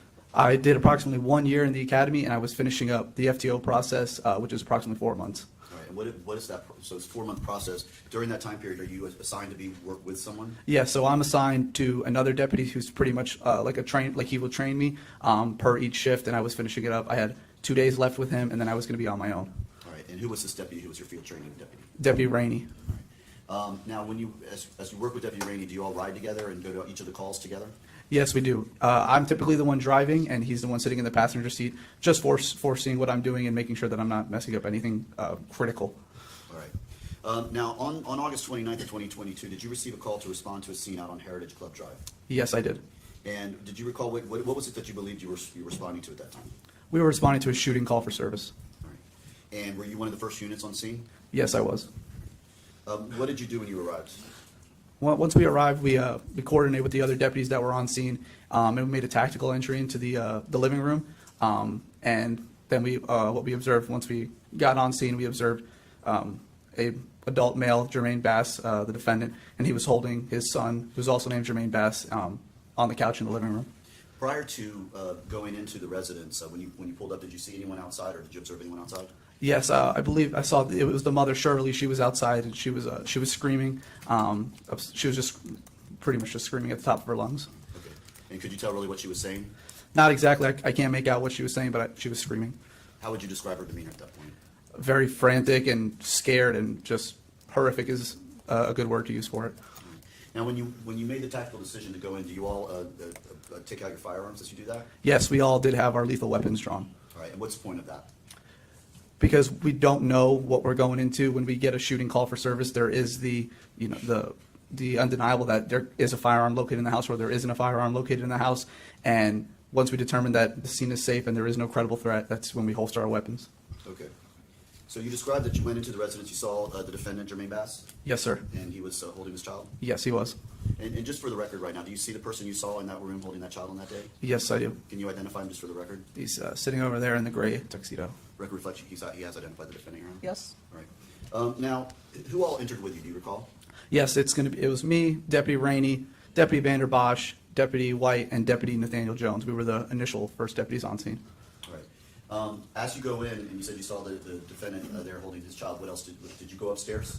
So I did not go upstairs. Once we observed the defendant, Jermaine Bass, holding his son, we observed what appeared to be a gunshot wound to the left side of his head. And immediately we just attempted to render medical aid. Me and my partner, Deputy Vander Bosch, we grabbed our agency-issued medical kit, and we began to wrap his head in gauze to try to put pressure on the wound and stop the bleeding. All right. Did you hear the father saying anything about what happened? Yes, he made the spontaneous statement that it was an accidental discharge. All right. Were you wearing a body-worn camera on that day? Yes, I was. All right. And have you had a chance to review what's already been introduced into evidence that states exhibit number 4? Yes, I have. All right. And does this pretty fairly accurately depict what you saw when you went through on that morning? Yes, sir. All right. All right. Thank you.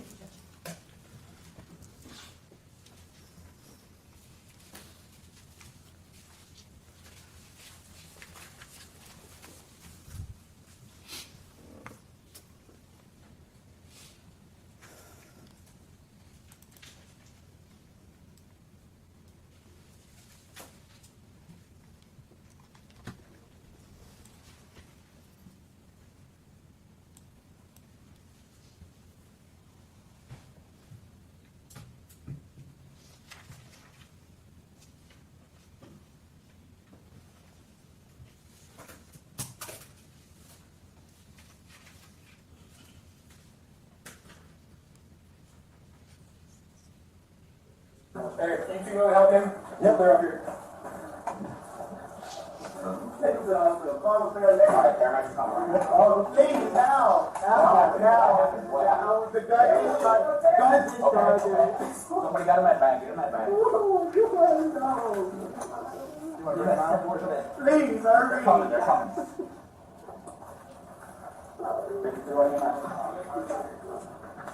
Hey, can you hear me? They're here. They're coming. They're coming. Yeah, they're clearing up. They're clearing up. All right, you it's okay. You're okay. Not yet.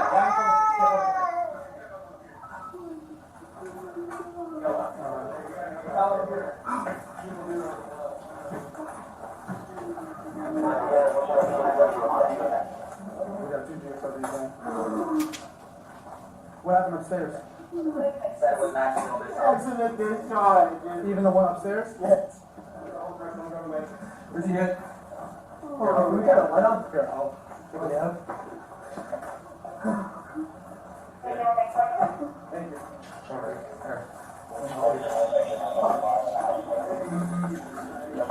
We got this band track. Want to throw this on?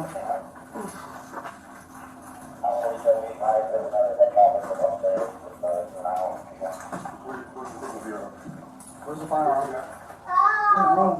We're in the master bedroom. In the master bedroom on the dresser. Where's he at? Where's he at? I don't know where he's at. Where's the one? So he's got one in the head. One on the south, one in the head. Here. Yeah, here.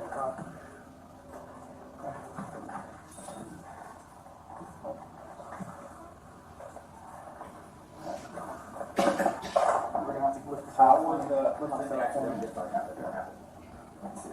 It was going, I was trying to take out the magazine and they all.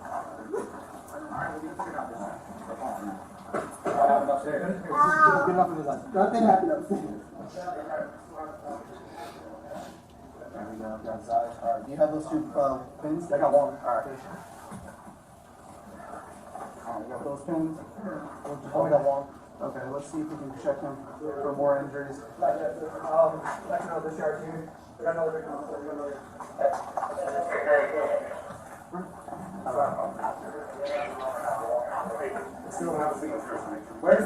Where's the gun right now? Be honest. It's upstairs on the dresser. Or in the dresser? On top of the dresser. Okay. Or it should be in the dresser, in that silver dresser. In the middle, in the master bedroom, yes. He's got everything inside. Okay. What's the one upstairs? Hey, what's up? There's force upstairs. Adult? No, juvenile, you know. Take this one to the rescue. No. Two juveniles. Stay right where you're at. That's about John Morton. Stay where you're at. Hey, where's that one in there, you know? He's got two inside the head and his head. That's all we saw.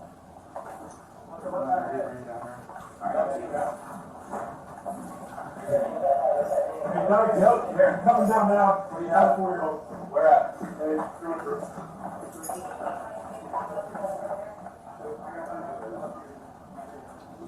So you're saying that what happened to him, that son, both of those are your kids. So it accidentally discharged and hit your son. What happened to your daughter upstairs? It was just one They were round. both in the bed together? Yes. You're saying both kids were in the bed together?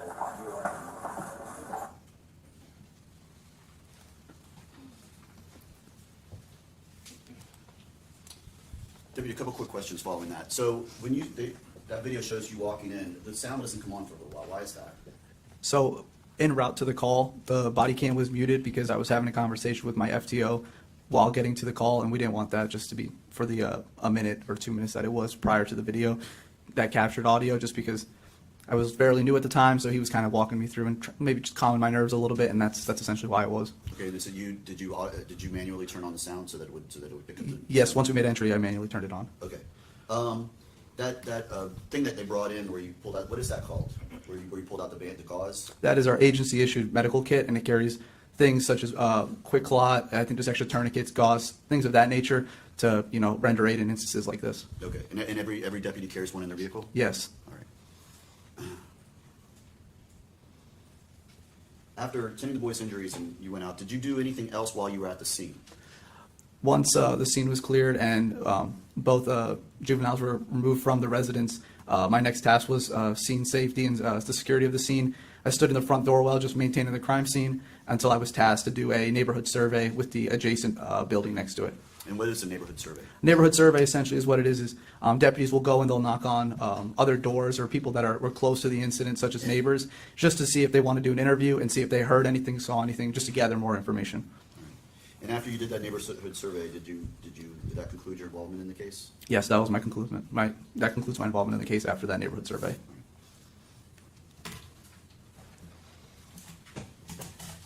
I might have one moment here. Yes. Judge, I will pass it this time. All right. Cross. Morning, Deputy, how are you? Good morning, ma'am. Good. How are you? All right, I'm good, thank you.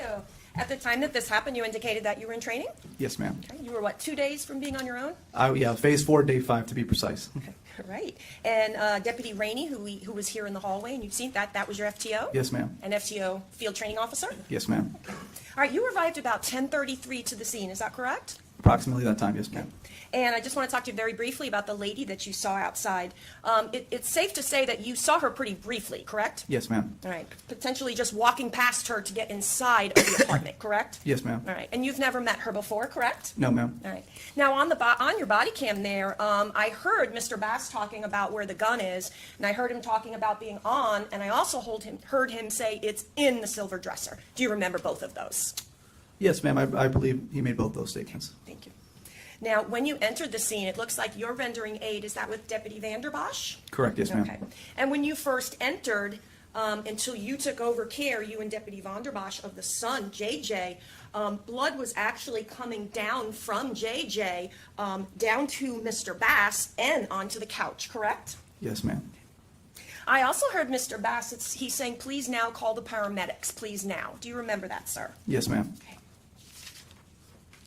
And at some point, we see a pat down. Is that pretty much just standard because a gun is involved in this case? It was standard, yes, because the firearm wasn't involved and we had not located it at that time. Okay.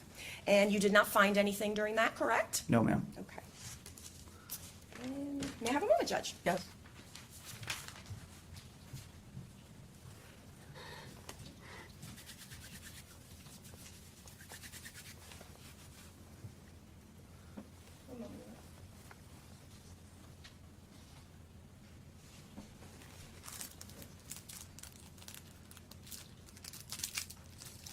Thank you, Deputy Brown. I don't have any further questions for you. Anything else from the state? No, Your Honor. All right, you can step down. Thank you. ma'am. Be released from his subpoena. He is not, and I ask you to remain on this floor just for a little bit. All right. You need to remain here at the courthouse for a little bit. Call your next witness. Data call Deputy Jason White.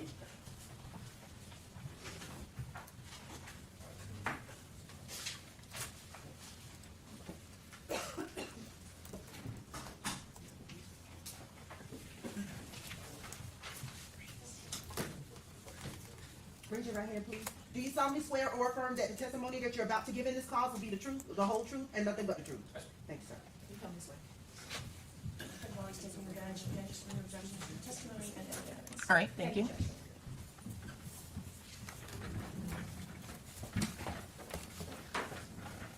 Good morning. If you would please introduce yourself and spell your name for us. Good morning. My name is Deputy Jason White, Jasonwhite. Thank you, Deputy. Deputy, how are you currently employed? I'm a Hillsborough County Sheriff's Deputy How long have you been working as a Hillsborough County Sheriff's Deputy? since June 2020. What are your duties as a Hillsborough County Sheriff's Deputy? I'm a patrol deputy. Okay, what do you do in that? I respond to calls for service and then conduct proactive patrols. All right, back on August 29th of 2022, what was your position back at that time? I was a patrol deputy. All right. And did you receive a call to respond to a scene out on Heritage Club Drive? I did. All right. And is that located here in Hillsborough County? It is. Okay. And how were you close by the scene when you got the call? Yes, I was. All right. Was that kind of your general area where you worked as well? Yes, it's part of my district area. All right. And what was it your belief that you were responding to at that time? A shooting. Okay. And were you one of the first units on the scene? Yes. All right. As you arrived at the scene, did you see anyone on the outside? I saw a woman. Okay. And describe to the jury what this woman was like. She was frantic and she was screaming towards the other deputy who I was with. Okay. So you were riding with another deputy at that time? There was another deputy who was in front of me. Okay. So you all arrived kind of on the same time? Yes. And what deputy was that? Deputy Jones. All right. So who all enters into do you enter in the house? Yes. All right, who all enters in the house with you? Deputy Jones. Okay. And going back to that woman, did you have any involvement with her out there? She was just yelling at us, so Okay, but you didn't actually speak to her or have any conversations with her? we didn't really interact with her. All right. So when you went into the residence, what were you doing? We were checking to see what was going on, for one. Okay. What did you see when you went in there? There was a adult male sitting on the couch, and then there was a little boy in his arms. All right. Did you have your guns out? Yes. All right. And what did you do at that point? We began clearing the house. All right. Explain to the jury what it means when you say you're clearing the house. So we have to clear a house. We have to confirm that there's not someone in there that's still armed, that is still a threat, that if we start to render aid, someone else might come out and try to injure someone else while we're still there. Okay. And so where did you go to clear the house? We went to the staircase to go upstairs. All right. And who all went upstairs? Deputy Jones and I. All right. And where did you go when you went up there? I went into the kid's bedroom. Where did Deputy Jones go? He went into the master bedroom. Describe for the jury, when you go up the stairs, where is the kid's bedroom? So when you go up the stairs, the kid's bedroom is directly in front of the staircase, and then you have a bathroom immediately to our left-hand side, and the master bedroom is behind us. All right. What did you see when you went into the kid's bedroom? I saw blood on the floors and on the walls, and then I saw a bunk bed on my left-hand side. All right. And what did you do at that point? I checked the room, and then I checked the bunk bed.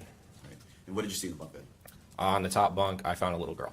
All right. And could you tell anything about the little girl? She was laying on her side, facing towards me. She was laying in blood, and she had a bullet hole in the center of her forehead. What did you do at that point?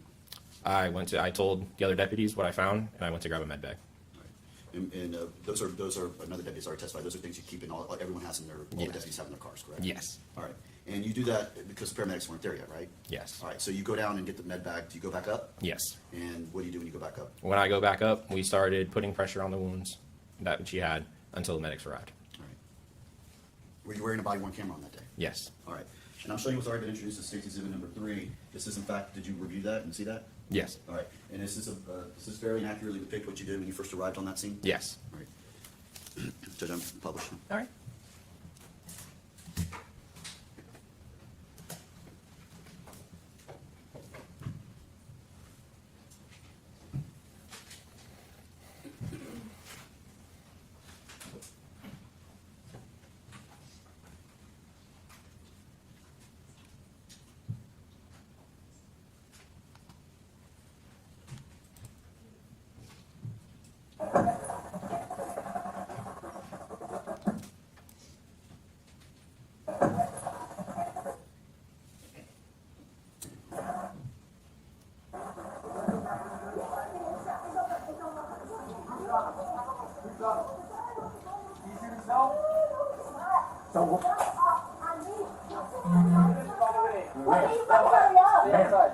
Hurry up! Sheriff's office! How many people are inside?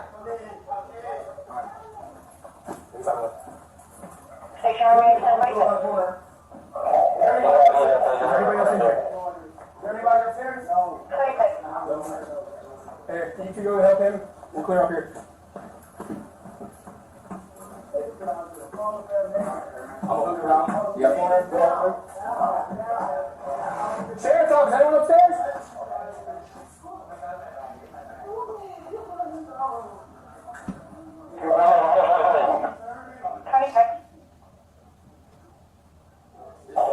Alright, I'm going in here.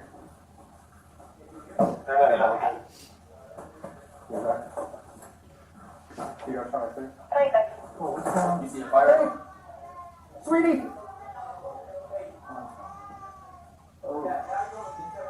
Hey, we got another one up here. Hey, we got another one up here.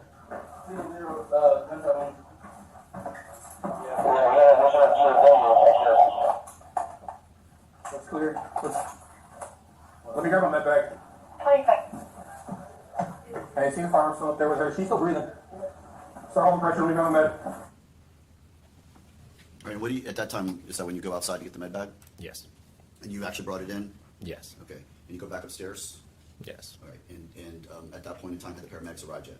Not yet. All right. Did they get there soon after? Yes. All After the paramedics arrived and took the little girl, what was your duties at that time? What was your position? What were you supposed to do? Immediately after, I was just holding the scene upstairs. Okay, what does that mean by holding the scene? I'm standing up there, making sure no one who's not allowed to be in there comes up there. All right. Did you, once you were cleared out of the house, did you have any other involvement in the case? Yes. And what was that? I was instructed to drive the mother to the hospital. All right. And the mother, is that the woman we see on that video right there? Yes. The one who was screaming at the very beginning of the video? Yes. All right. And which hospital did you drive her to? Tampa General. And what was her condition on the drive? She was frantic. Okay.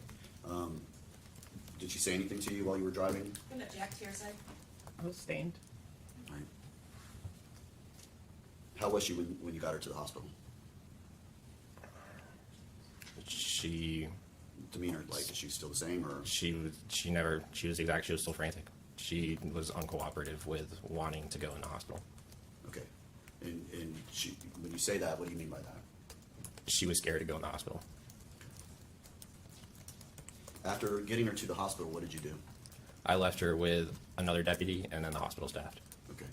And was that everything that you did in this case, or did you ever go back to the scene? No, I was ordered to go back to the scene. All right. So after dropping her off at the hospital, at Tampa General Hospital in downtown, you drove all the way back up there to the scene? Yes. All right. And what did you do at that point when you got to the scene? I was told I took the father from another deputy and placed him in the backseat of my truck. Okay. And did you eventually transport him to the station? I transported him to the district office. To the district office. How was his demeanor on the entire time he was with you? Calm. Calm? Yes, he was calm. All right. Did you do anything else on the case? Thank you. You would ask to play the body. I'm sorry. I'm just kidding. No.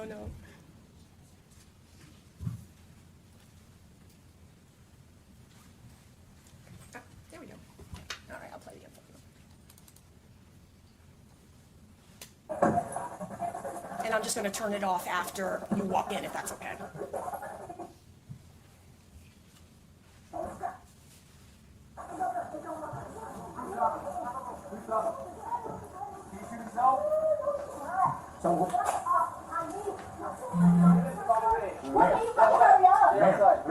Hurry up!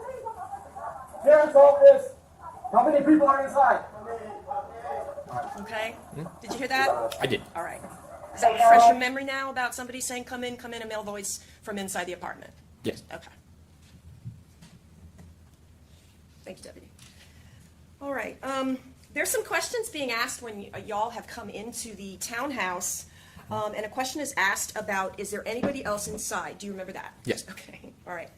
And Mr. Bass originally says no. However, you actually heard something else being said, did you not? And please tell the jury what you heard. Yes, I heard him mumble something about a little girl as I walked by him.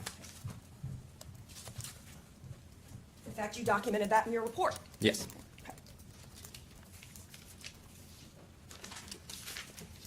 When you went upstairs, the only question I want to ask you about concerning Jaylah Bass is, you saw a shell casing by her foot? Yes. Just one, right? There's one shell case. But you're not looking for evidence at that point. You're trying to help her. Correct. Right, okay. Now, Mr. Bass was in your patrol vehicle for several hours, waiting to be transported? He was back there for a long time, yes. Okay, all right. And had you ever met him before? No. Okay.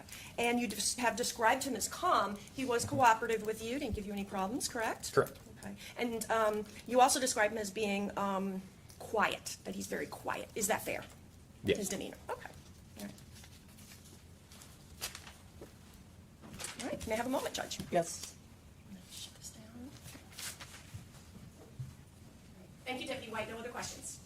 Anything else? No, Your Honor. All right, you can step down. Thank you. Be released from his subpoena. Yes, Your Honor. You say yes. Yes, thank you. All right, thank you. Call your next witness. Stand call Deputy Nathaniel Jones.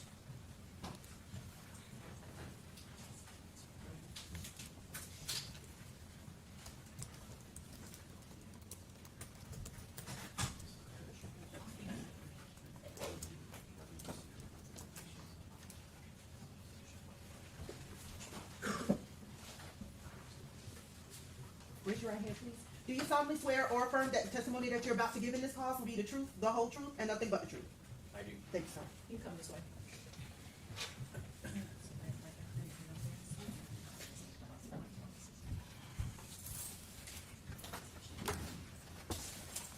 Good morning. If you would please introduce yourself and spell your name for us. My name is Deputy Nathaniel Jones, Nathaniel Jones. Thank you, Deputy. Deputy, how are you employed? I am employed with the Hillsborough County Sheriff's Office. What is your job at the Hillsborough County Sheriff's Office?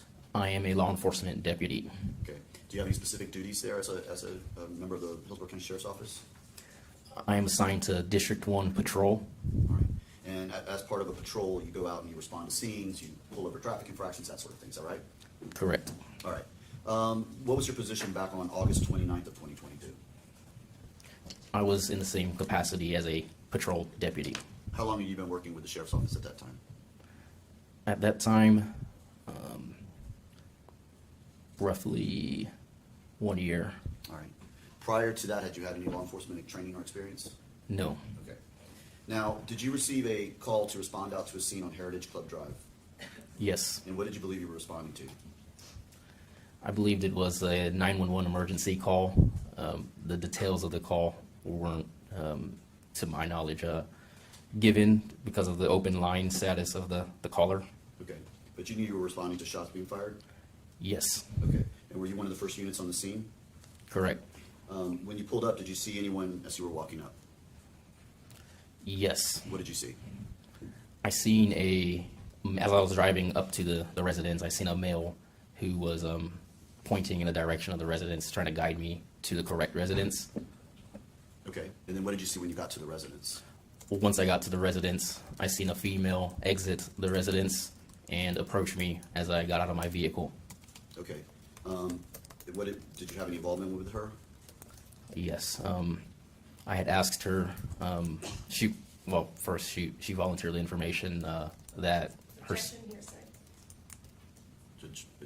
just arriving on scene. Establish a predicate. Yes. What was her demeanor at that time? What was her behavior like?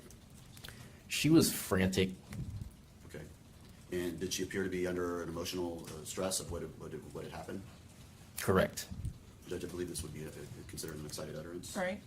Go ahead. Okay. And so as you approached her, what was going on? She was telling me that her son had been shot. Okay. And what did you do when she said that?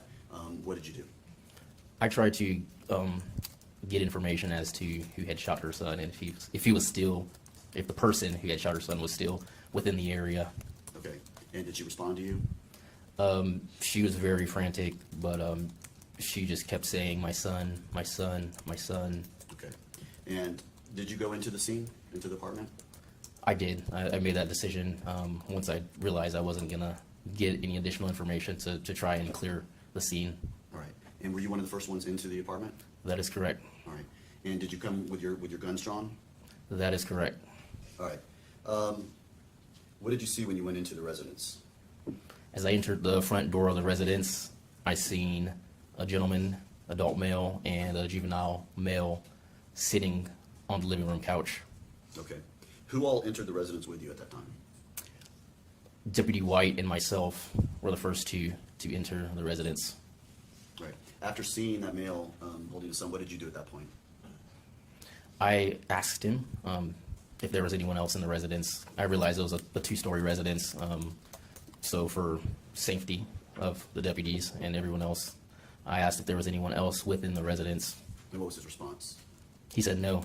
Okay. And then what did you do? I then took the decision to clear the upstairs floor of that residence. All right. And so where did you go at that point? I walked up the stairs, and I seen that there were multiple bedrooms within the second floor, and me and Deputy White cleared the 2 bedrooms on the second floor. And which bedroom did you clear? I cleared the master bedroom first, along with the bathroom that was on that side of the upstairs floor. All right. After clearing the master bedroom, what did you do? I walked back to Deputy White's position, where he was positioned near the children's bedroom, and I entered the children's bedroom along with Deputy White. All right. And what did you see in the children's bedroom? I seen bunk beds, and on the top bunk bed, we located a victim. All right. What was this victim? What did she look like? The juvenile female victim. Okay, so little girl. Yes, sir. And what was her condition that you saw when you first saw her? When I first saw her, she was laying on her side, facing towards the inward of the bedroom, and she had what appeared to myself to be a gunshot wound to the head. Were you wearing a body-worn camera on this day? I was. Right.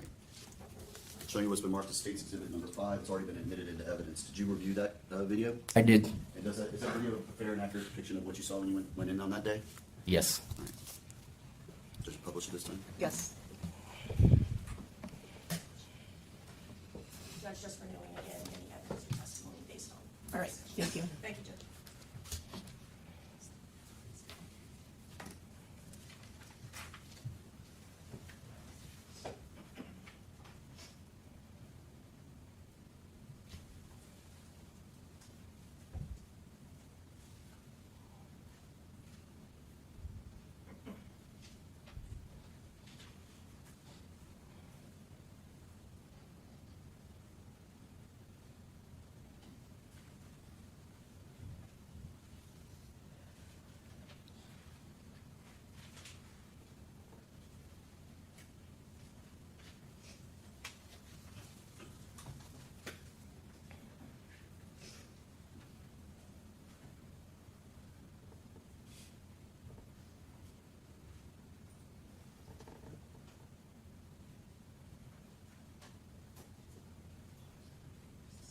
Who shot him?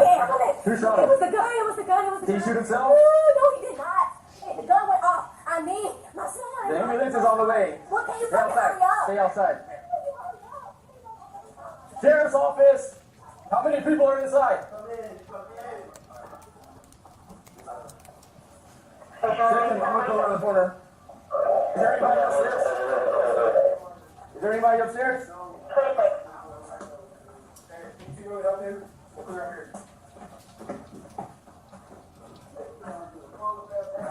I'm gonna hook around this corner, go up there. Sheriff's office, anyone upstairs?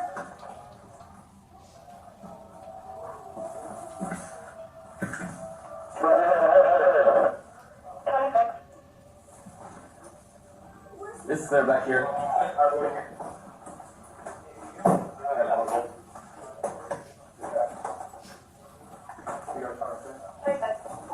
You see your firearm? Sweetie! Oh. Hey, we got another one up here. What the? There's another child up here. Single zero, gunshot wound.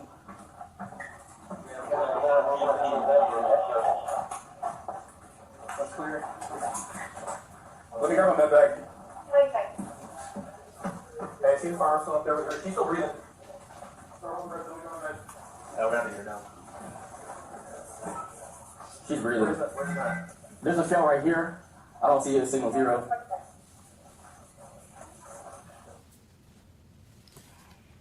Deputy, a couple of questions about that. So when the video starts, there's no sound to it. Is that common when these body-worn cameras? That is correct. There is a buffering period prior to activation there's no audio. So it's like the first minute when the camera comes on, there's a... Prior to the activation, there's no audio. So there will be video, but there will be no audio until I physically activate it myself. Okay. Now, when you, the signal zero you all are talking about, what is that? We're referring to a weapon. In this case, we're referring to a firearm. So when they keep saying looking or check for signal zero, you're talking about looking for basically the firearm, right? The weapon used. The weapon used, correct. All right. Now, the body-worn camera shuts off right there.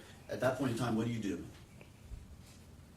From the end of the video, my body camera does continue to roll. But however, you're referring to what you did okay. after that point. After that point, I pulled the victim closer towards the middle to the bed where I could, easily reach her.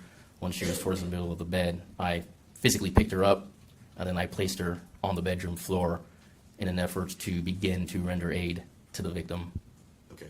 And so you were the one who actually physically got her off of that bed and put her down on the floor to give aid to her, correct? That is correct. And did Deputy White actually come back with the med bag?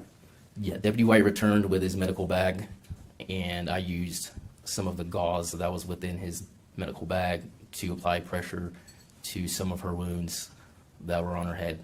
All right, and did ultimately the paramedics arrive and take her? That is correct. All right, after the paramedics arrived and took the little girl, what was your assignment at that point?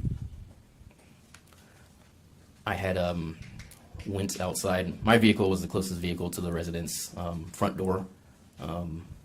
Therefore, I was tasked with putting the defendant within my vehicle and holding him there. All right, and what was his demeanor while in your patrol car? He was calm within the back of my patrol car. We conducted a pat down on him prior to putting him in the patrol car, and he was compliant with us. Okay. What else did you do in the investigation? I maintained the integrity of the crime scene log until I was relieved. Okay, and what does that mean when you talk about maintaining the integrity of a crime scene log? We logged everybody who had entered the crime scene and left the crime scene while we were on scene at that time for the crime until I'm relieved. So by this point in time, you all had put up that yellow tape that you all put up? That is correct. The tape had already been put up by the time I went back outside. Okay, and it's your job at that point just to document who comes inside that tape and who doesn't. Well, not who doesn't, but who comes inside that tape, correct? Yeah, who comes in and then leaves as well. All right, and you did that until you were relieved of your duty on that day? Until I was relieved the next morning at the end of my shift. Okay, so you were there for a while? I was there until the end of my shift the next morning. Yeah. Okay. One moment, Your Honor.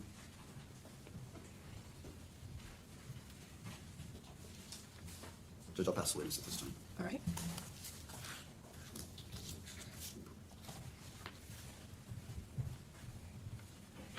Good afternoon, Deputy Jones. How are you?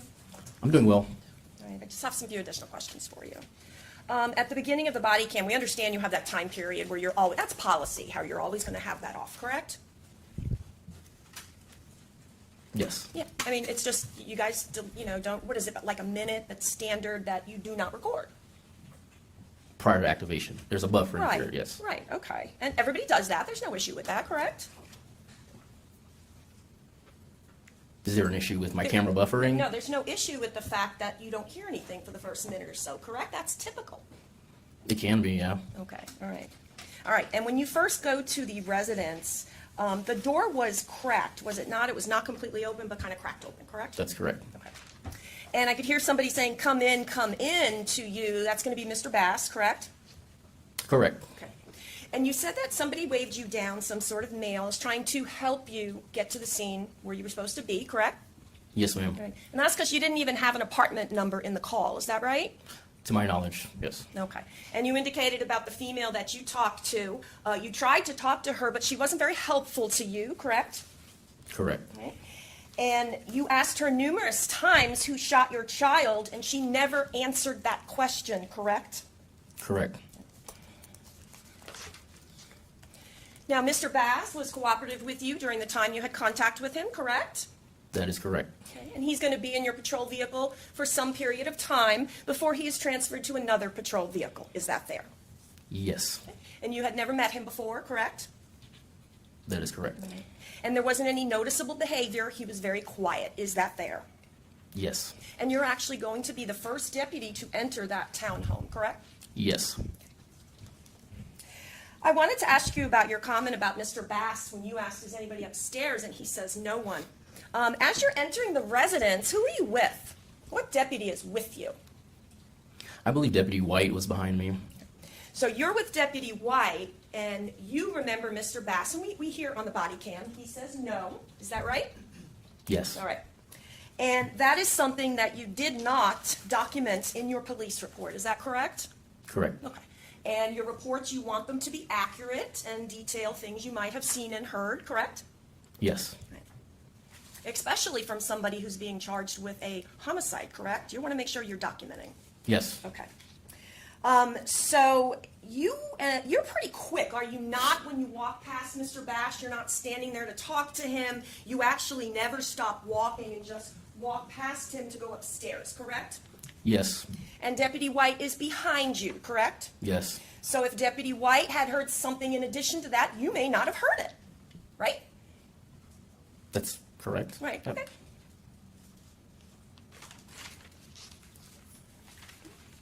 All right, I need a moment.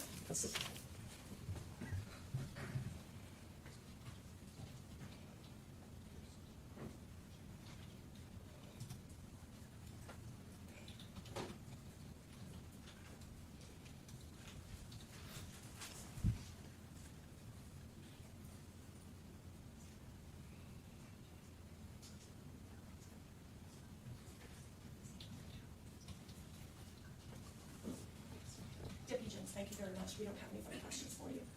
Anything else? No, Your Honor. All right, you can step down. Thank you. Is he released from his subpoena? I'm stay, yes, sir. Yes, Judge, he's released. All right, thank you. Raise your right hand, please. Do you solemnly swear or affirm that the testimony that you're about to give in this cause will be the truth, the whole truth, and nothing but the truth? Thank you.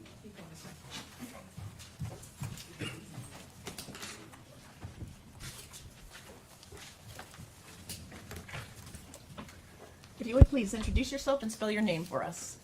My name is Danielle Janizik, Danielle Janizik. Good afternoon, Ms. Janasic. Tell the jury where you work. The Hillsborough County Sheriff's Office. How long have you worked at the Hillsborough County Sheriff's Office? Almost 4 years. Explain to the jury, what is your title at the Hillsborough County Sheriff's Office? I am a crime scene investigator. Help us understand exactly what does it mean to be a crime scene investigator. Tell us what you do. When a call for service comes out, we are the ones that go to the scene and collect evidence, take photographs, swab for suspected biological fluids, and then process for latent prints. How long have you worked at Hillsborough County Sheriff's Office? Almost 4 years. When you started, did you get hired as a crime scene investigator? Yes. How many times have you been called out to a scene and been asked to do your duties as a crime scene investigator? Hundreds.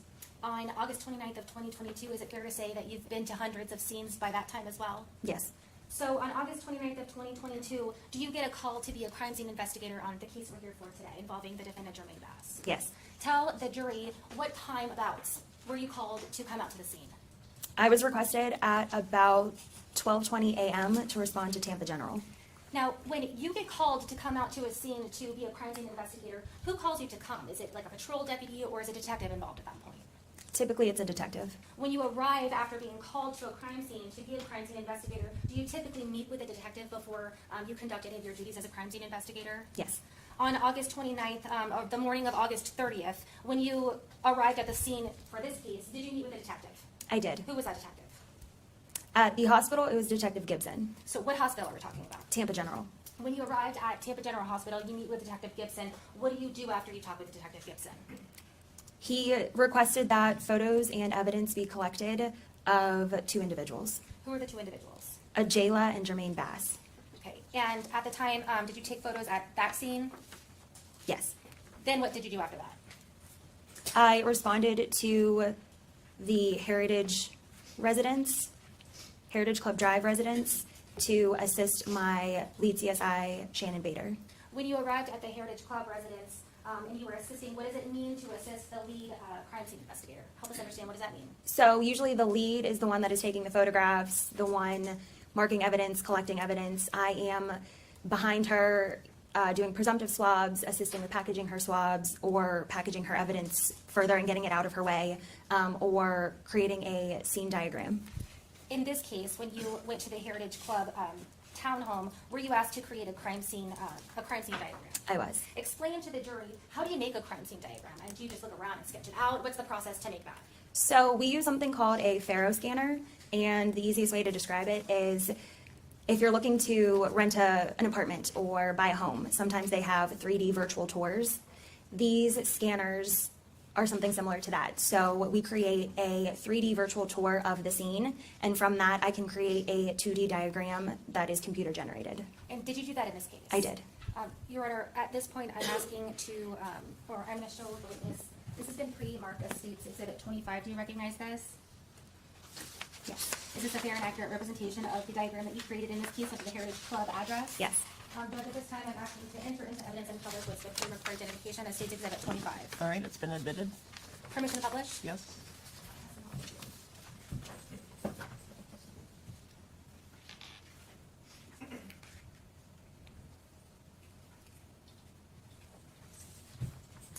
So I'm placing State's Exhibit 25. There's 2 pieces of paper. Placing 25A. on the Elmo.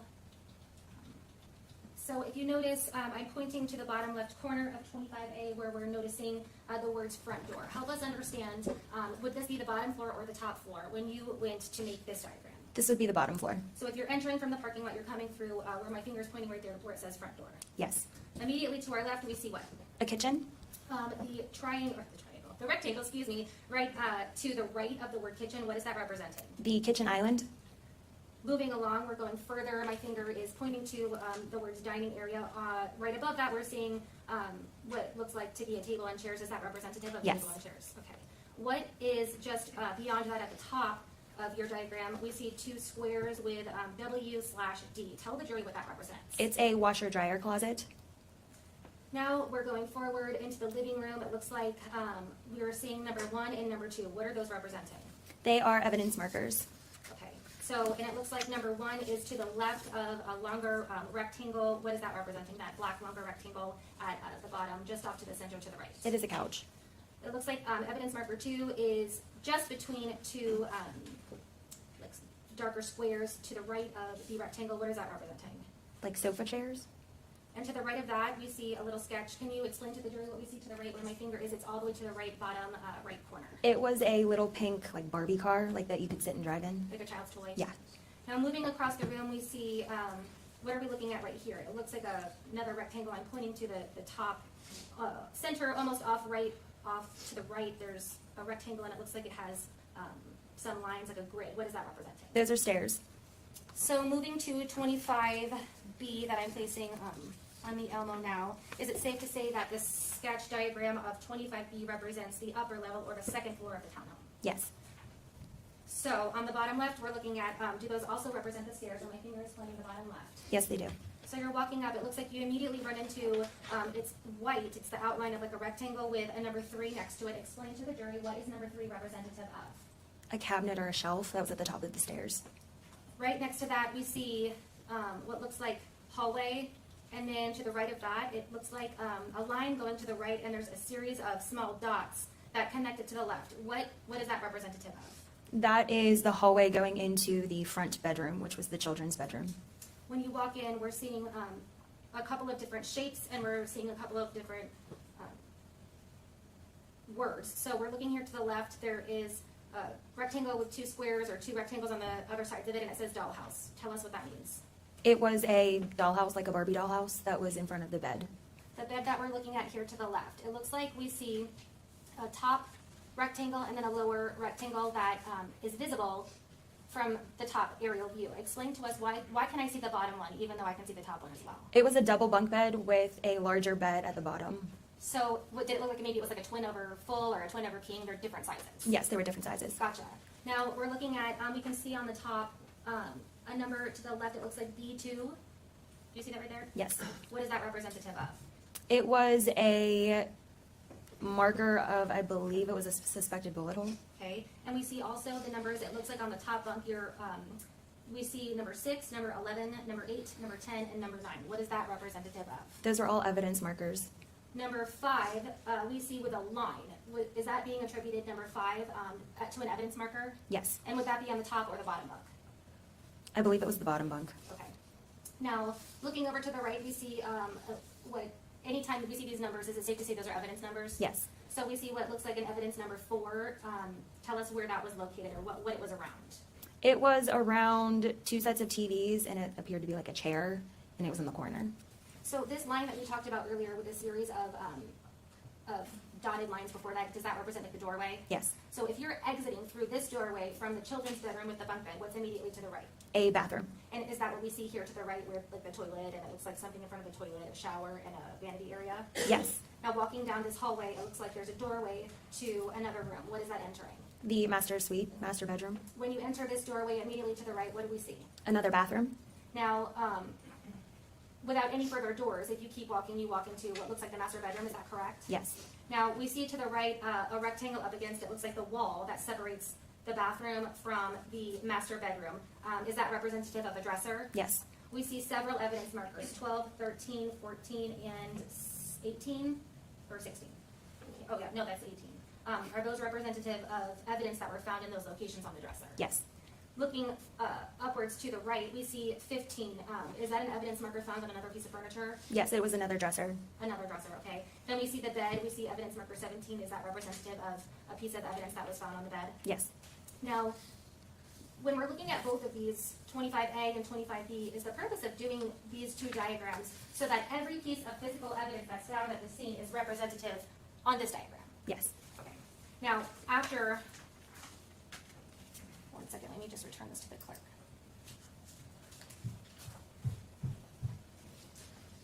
After you're at the Heritage Club address and you document this scene of the physical evidence that's found while you're assisting crime scene investigator Bader, did you have an occasion to go to a hospital where another victim, in this case Jermaine Bass, who we call JJ, was located? Yes. Did you have an occasion to take photographs of JJ and his injuries? Yes. And I'm showing you what's been trademarked for identification as states 27A through D. Do you recognize these photos?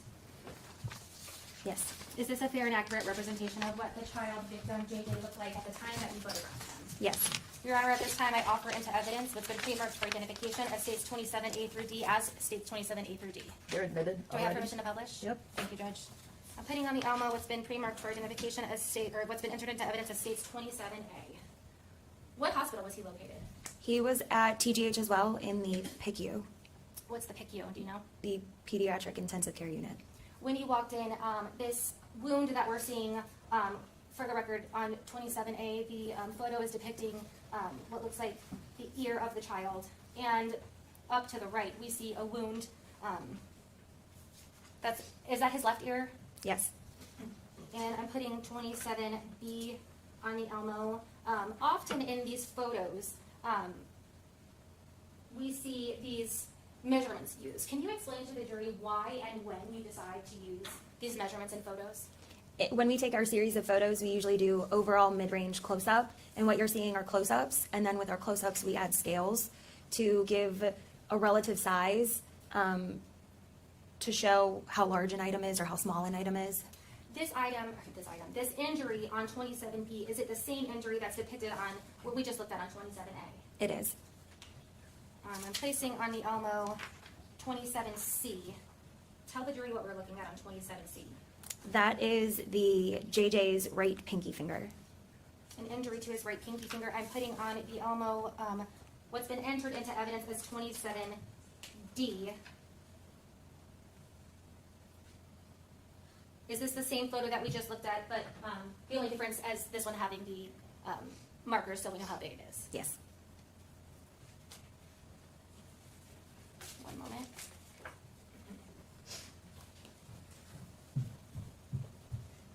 So we have the injury to JJ, the left side of his head right above his ear, and then we have the injury to his right pinky that we just saw in those photos, correct? Yes. Judge, may I just have a moment? Yes. I don't have any further questions. All right. Cross? No questions. All right, you can step down. Thank you. Thank you. She released from her subpoena?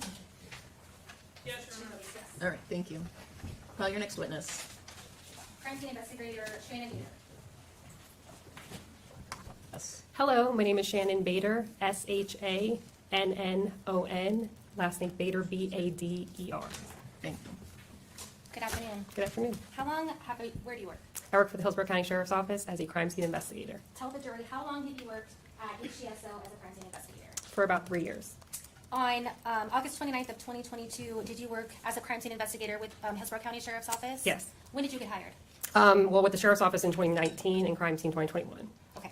So at the time of August 29th of 2022, tell the jury how many times you have been called to a crime scene as a crime scene investigator to document. Probably at least a dozen times. When you go to a crime scene, help us understand as a crime scene investigator, how do you decide what to document and what not to document? Basically, we work with a crime scene detective. When you arrived at the Heritage Grove address associated with this case to do your investigation, did you meet with the detective at that time? Yes. Who did you meet with? Detective Clay Holman. Do you guys walk through the scene together and have some sort of understanding before you start documenting? Yes. Did you do that in this case? Yes, I did.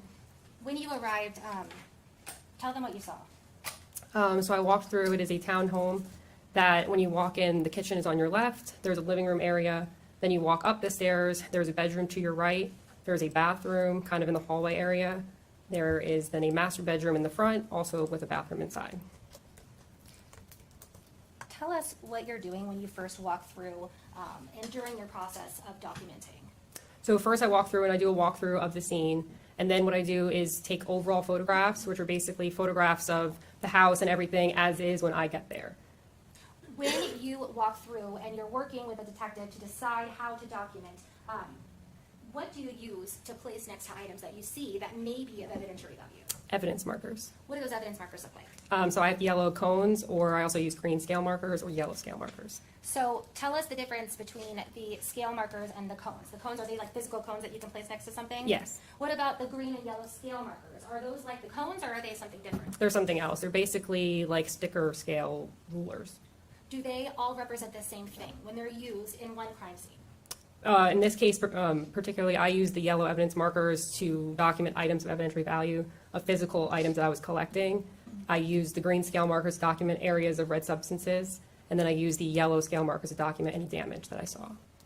So yellow evidence markers were for physical things. Yes. The green scales, which are like stickers, that was used to document red substance you saw. Yes. And the yellow stickers were used for what? For damages. Damage, okay. Judge, do I have permission to publish what's been entered as states 22A through EEEE? Yes. I'm placing on the Elmo states 22A. Tell us, when you first walk into the apartment or the townhome, is this what you see? Yes. What are we looking at in this photo? So this is the living room area. The front door is behind me and the back door is in front of me. And this is, you can see evidence marker 1, and then on the floor should be green scale marker A. So the cone of evidence marker 1 indicates to us that there was something physical next to it. What was physical next to it? Do you remember? Yes, this was the ace bandage clip. Okay. Now on the floor, you told us that the green scale stickers represent red substance. Is that what's notated on the floor right here? Yes. We're looking at 22B. Is this a close-up of that green sticker that we just saw? Yes, it is. And if we zoom in,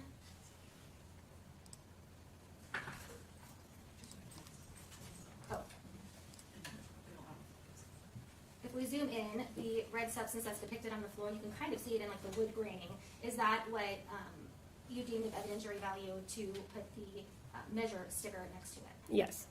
We're looking at 22C. So when you first walk into the apartment, we saw evidence marker 1 was a couch. This evidence marker 2, are these 2 chairs? Was that just on the other side of the couch as you're walking into the room? Yes. Tell us what physical is next to evidence marker 2. This is a blue cell phone. We're looking at 22D. When you go to walk up the stairs, are these green stickers? We see 1, 2, 3 in this photo. What do you see on those green stickers, and what was the purpose of placing them there? These are more areas of red substances as you're walking up the stairs on the wall. That should be green scale C, and then D and E up there. I'm placing 22E on the Elmo. Now we're seeing a close-up, and if you zoom in, there was a green evidence sticker that we can see. It says red substance C that you just referred to. Also depicted, we see a green sticker here to the left on one of the staircases. Why did you place that evidence marker there? There's a red substance on that stair. We're looking at 22F. Tell me the vantage point of this photo. So this is kind of looking up. I'm standing in the middle area of the stairwell, and you're looking up to the landing. We see a green marker on the left. Was that to document and mark a red substance as well? Yes. I'm placing on the Elmo 22G. At this point, is this as if you had walked up to the very top of the stairs and you're looking ahead? Yes. Now, we can see a yellow evidence marker 3 in this view. Tell the jury what is immediately to the right of the physical evidence marker 3. This is a gauze pad. I'm placing 22H on the Elmo as it's just a closer up view of that gauze pad. Yes. I'm placing on the Elmo 22I. Which room are we looking into? This is the kids' bedroom. So, I want to zoom in. I see a green evidence marker on the left side of the doorway. You can see the brass or metal, door hinge to the left. Why did you place that green evidence marker on the doorway right there? There was an area of red substance there. Now, on the other side, the green area that we just looked at, that's not the side that the door is connected to, correct? Correct. So the area where I'm pointing on the right side of the photo, where immediately to the right of that, it looks like there's like an open closet right there. That's where the door is attached to, correct? So it opens up inward. Yes. Now, on 22J, which I'm placing on the Elmo, is this the same doorway that we're looking at, but we're looking at the actual side of the door? Yes. And I see an evidence marker in the middle. It's green. Tell us what that represents. The red substance on the door. Now we're zooming in. Tell the jury and explain for the record. Everything's written down. What color is the door? White. So the spots that we're seeing in this photo, is that the red substance that you deemed should be marked with that green marker? Yes. I'm placing 22K on the Elmo.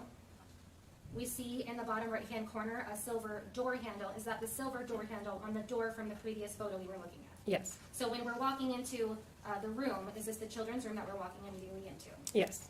In the middle of the room, tell the jury, I'm pointing to a circle here that has a pink around it, and tell them what it is. Trampoline. And immediately in front of that, we see a white rectangle. What was that? A pillow. We see a green evidence marker on the pillow, and I'm going to zoom in so that we can see it a little bit better. What color is the pillow? White. And we can see that there is a red substance on the pillow. Is that why you chose to place that evidence marker there? Yes. Immediately behind the trampoline, it looks like, is that a dresser? Yes. I'm placing 22L on the Elmo. We see on the right side of this photo a brown, it looks like the same dresser you just pointed out in the photo before. Is that correct? Yes. Tell the jury there is what's in the middle where the green marker is that we see that I'm pointing to right now. That is another red substance on the floor. Now we're looking at 22M. Are these the same monitors that we're looking at here in 22L? Yes. So as we walk over and we take a better look at 22, or at the monitors that were on 22L, on 22M, what is the yellow evidence marker signifying? This is marking the red cell phone that's on the ground. 22N, I'm placing on the Elmo. Tell the jury what the purpose of the green sticker is. This is marking the red substance on the ground. I'm putting on the Elmo 22O. What are we seeing here? We see something in the doorway. The dollhouse. Was that there all along, or was that moved during the course of the investigation? It was moved. Where was it originally? Up against that pink house that's against the bunk bed. So I'm pointing to the right where I see gray framing. Is that the gray framing of the bunk bed you're talking about? Yes. Immediately to the left of that, we see like a darker hot pink that looks like some sort of child's house. Are you indicating that the one on the left was pushed up against? Yes. Okay. Now, this marker 7, what is that indicating? There's a piece of a gun holster in the, I guess, baby holder.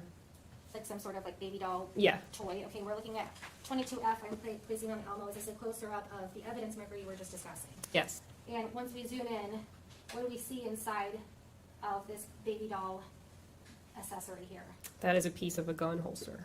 A piece of a gun holster. 22Q. What are we looking at here?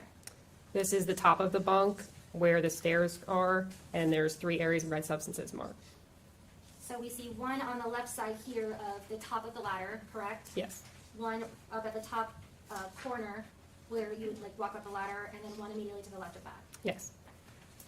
We're looking at 22R. Tell us what we're looking at in 22R. This is the top bunk where you could now see a green scale marker. You can kind of still see the one in the corner. 2 areas of damage marked, and then yellow evidence marker 6. I think this is the first time that we see the yellow markers. So you said the yellow stickers represent damage. So, for instance, we see damage A. What does that look like to you? Is that in the drywall? Yes, that's the hole in the wall. So we see, I'm zooming in for the record on damage. I just zoomed in on damage A. Now I'm zooming in on damage B. What are we looking at in damage B right here? That's damage on one of the bed posts on the top bunk. And then we see another green sticker right above the bed frame on the far left. What is that indicating? That is marking a red substance on that wall. So on that wall, tell us what color is the wall? White. Any of the spotting that we're seeing right there, is that what you deem to be red substance? Yes. Oops, wrong thing, I'm sorry. Now we see on the right side of this picture a physical yellow evidence marker number 6. Tell the jury what the physical evidence marker number 6 is representing. That is representing a casing. 22S, I'm placing on the Elmo. This is a similar view as the one before, would you agree? Yes. The difference is we see a marker on the mattress. Tell us what the marker on the mattress indicates. That is showing the red substance on the mattress. We're seeing on 22T, tell us what we see. These are two red substances on the wall, and this is a view from the bottom bunk. So, and to reference this, I want to put on 22U. So in 22U, what are we looking at? So this is the bunk bed. You could see the top and the bottom in this photo. Explain to the jury so that they can understand what size were the beds? The exact number I do not recall. But was it a queen over a queen? Oh, Was a it twin. A twin on the top, and on the bottom, did the mattress fit the frame perfectly on top? On the bottom, no. On the top. On the top, yes. Okay, and on the bottom, no. So help us understand, was the mattress too big or too small for the frame on the bottom? On the bottom, it was too small. Now, what are we seeing in, we're looking at 22U specifically, and I want to focus your attention. You can see that there is a mattress on the bottom, but then it looks like some sort of item behind the mattress, flat up against the wall. What was that item? A giant teddy bear. And what did it look like the purpose of the giant teddy bear being between the wall and the mattress to you? Objection, speculation. Sustained. When you were at the scene looking at the giant teddy bear, did it fit between the mattress and the wall? Yes. Was the mattress touching the wall at that time? No. Now, I want to refer back to 22T. There's two evidence markers here. Oop. What are they representing to you? We see one that says red substance Q.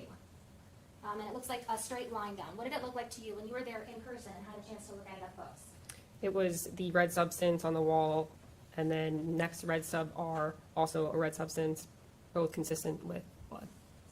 Now, we just talked about U. So let's go to V.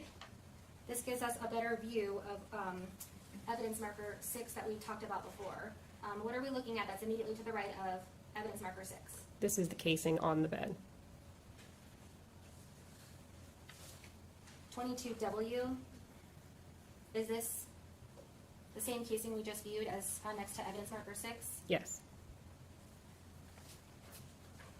I'm placing on the Elmo 22X. Is this the top bunk or the bottom bunk? The top bunk. And are these the same damage marks, A and B, that you pointed to before, and red substance marks that we've seen in other photos? Yes. The pillow, was that on the mattress when you were taking photos? Yes. I'm placing 22Y. Is this a closer up of the red substance we talked about before, right next to the teddy bear on the bottom bunk? Yes. 22Z. Tell us what we're looking at in this photo. This is the bathroom that is next to the kid's bedroom. Now, on the far right of this photo, where my finger is located, the far right, we can see an open door. Tell the jury, where does that door lead to? That door is the child's bedroom. So, the door that I'm pointing to in the middle of the photograph that we can see that's open, the wall above here that I'm pointing to, which is right next to the tile from the shower for the record, that wall is shared by this bathroom and the children's room, correct? Yes, correct. 22AA, I'm placing on the Elmo. What are we looking at here on the right? We see an evidence marker. This is the yellow scale marker documenting damage on the wall. And it's labeled damage A1. We also see a marker on the left side. It looks like there's a shower curtain rod and a shower curtain. What is documented here on this side? That is documenting damage on the shower curtain. So I'm looking at 22BB, I'm placing on the Elmo. Damage A1, is that on the wall that we just looked at in the bathroom? Yes. Damage A2 in 22CC, is that the damage to the shower curtain that you were just talking about? Yes. I'm placing on the Elmo 22DD.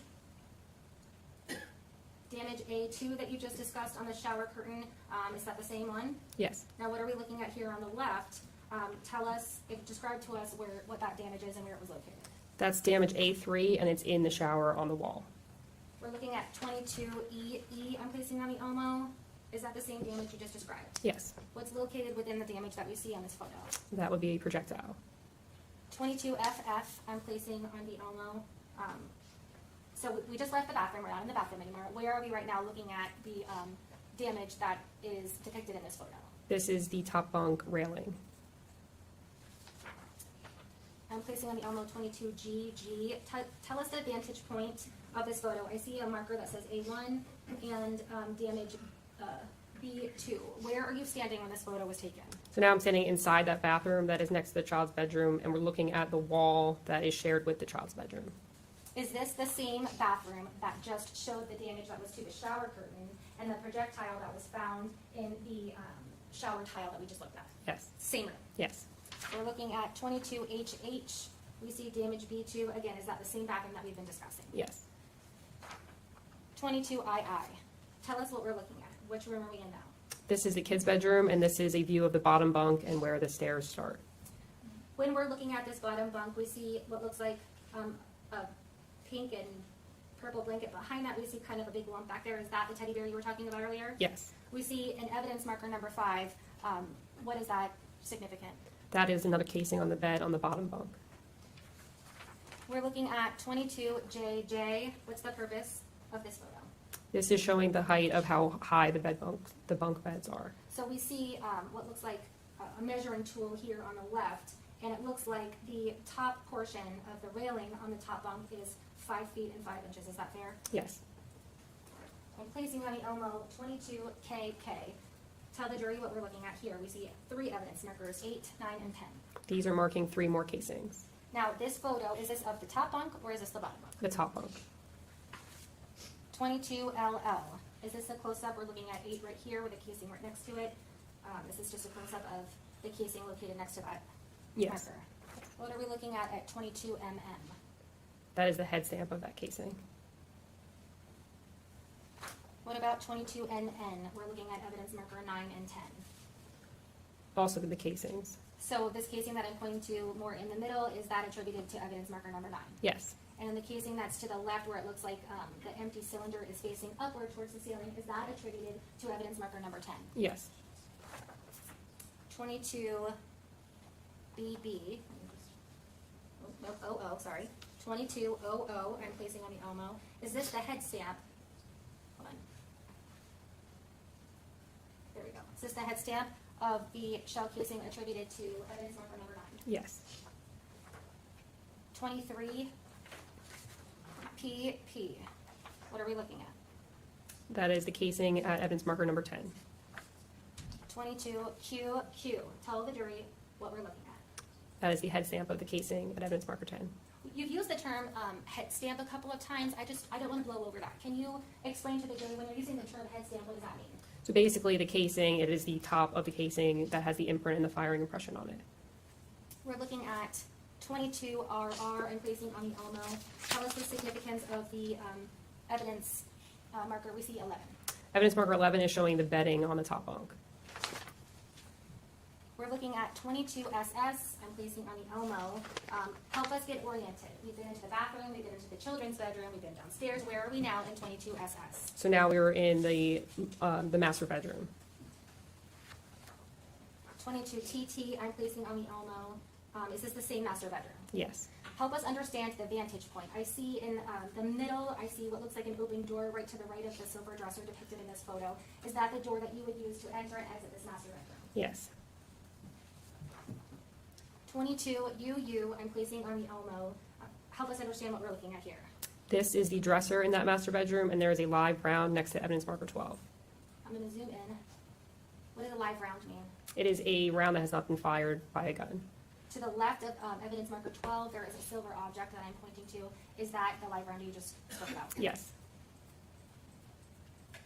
I'm placing on the Elmo 22VV. What are we looking at in 22VV? That is the head stamp of the live round. 22WW. I see evidence marker 13 and 14. Help us understand what they are attributed to. This is that drawer in that dresser that we just looked at, and 13 is a wallet, and 14 is a gun. So let's go back to, this is 22TT. In the back, we see evidence markers 13 and 14 in a drawer to the top left that's open. Is that what we're looking at, just like a top aerial view here in 22WW? Yes. I'm placing on the Elmo 22XX. is this a close-up of the two items you just described? Yes. So we have 13 attributed to a wallet, and then 14 attributed to the item that we see right here, which looks like the top of a handgun. Is that correct? Yes. 22YY. I'm placing on the Elmo.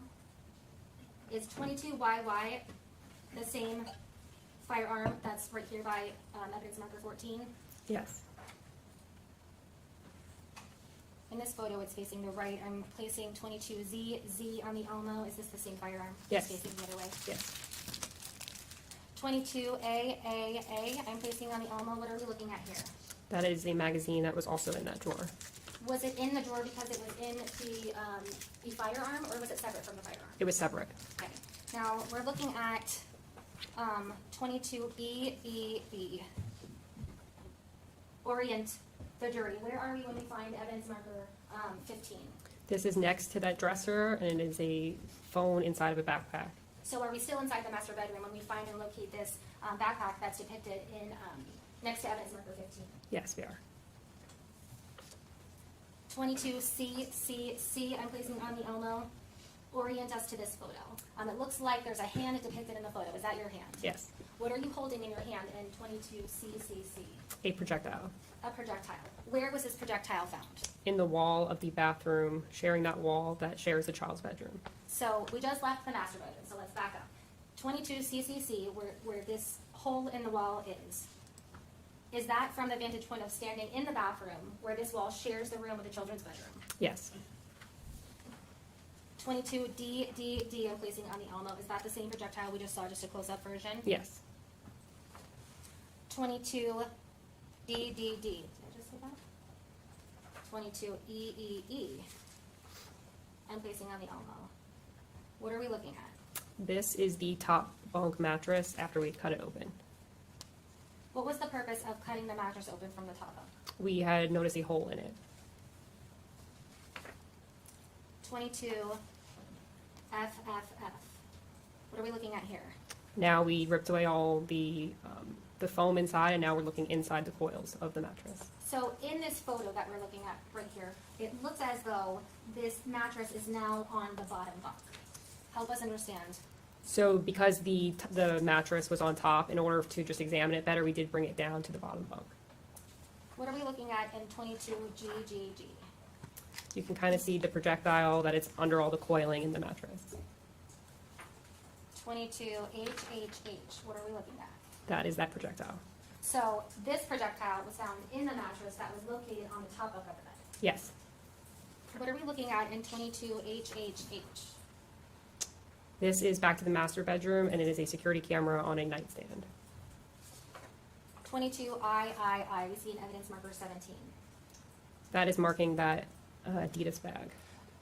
When you first initially walked into the master bedroom, was that Adidas bag sitting on the bed, or was it located elsewhere first? It was located elsewhere. Where was it located? In the master closet. What was the purpose of taking it down from the master closet and onto this bed to photograph it? This was after the detectives had done their search, and it had found that it was of evidentiary value. So then I took a photograph of it. Okay, so 22JJJ. What are we looking at in here? What is this the contents of? This is the contents of that bag at evidence marker 17. So the same bag that we see in 22III. Are you saying that this is the contents of that same bag in 22JJJ? Yes. Now, we're looking at 22LLL, placing it on the Elmo. Oops. It looks like a hand is holding some sort of measuring device. Help us understand, why are there times that you use a measuring device, like a ruler in this case, to show the height of something? This is showing the height of the damage to show how high it is off the ground. In this photo, we see an evidence tag to the left that's labeled damage A1. Right above that, we see something poking out of the damage that we've seen before. We've never seen something that thus far out of these photos poking out of the damage. Help the jury understand what's poking out of damage A1.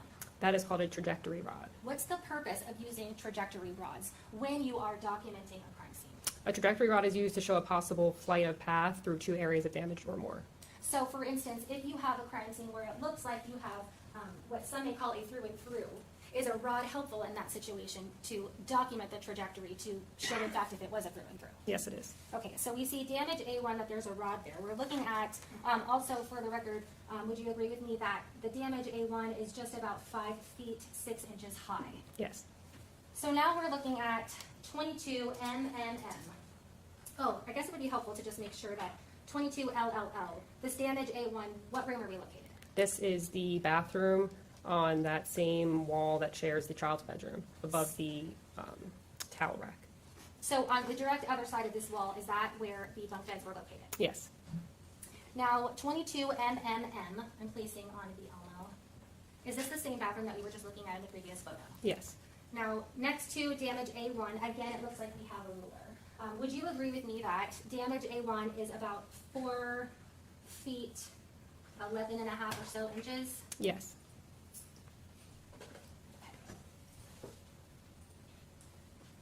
We're looking at 22 NNN.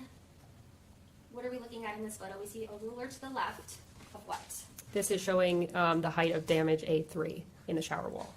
Would you agree with me that the damage is right around the 4 foot 10 to 11 marker? Yes. We're looking at 22000.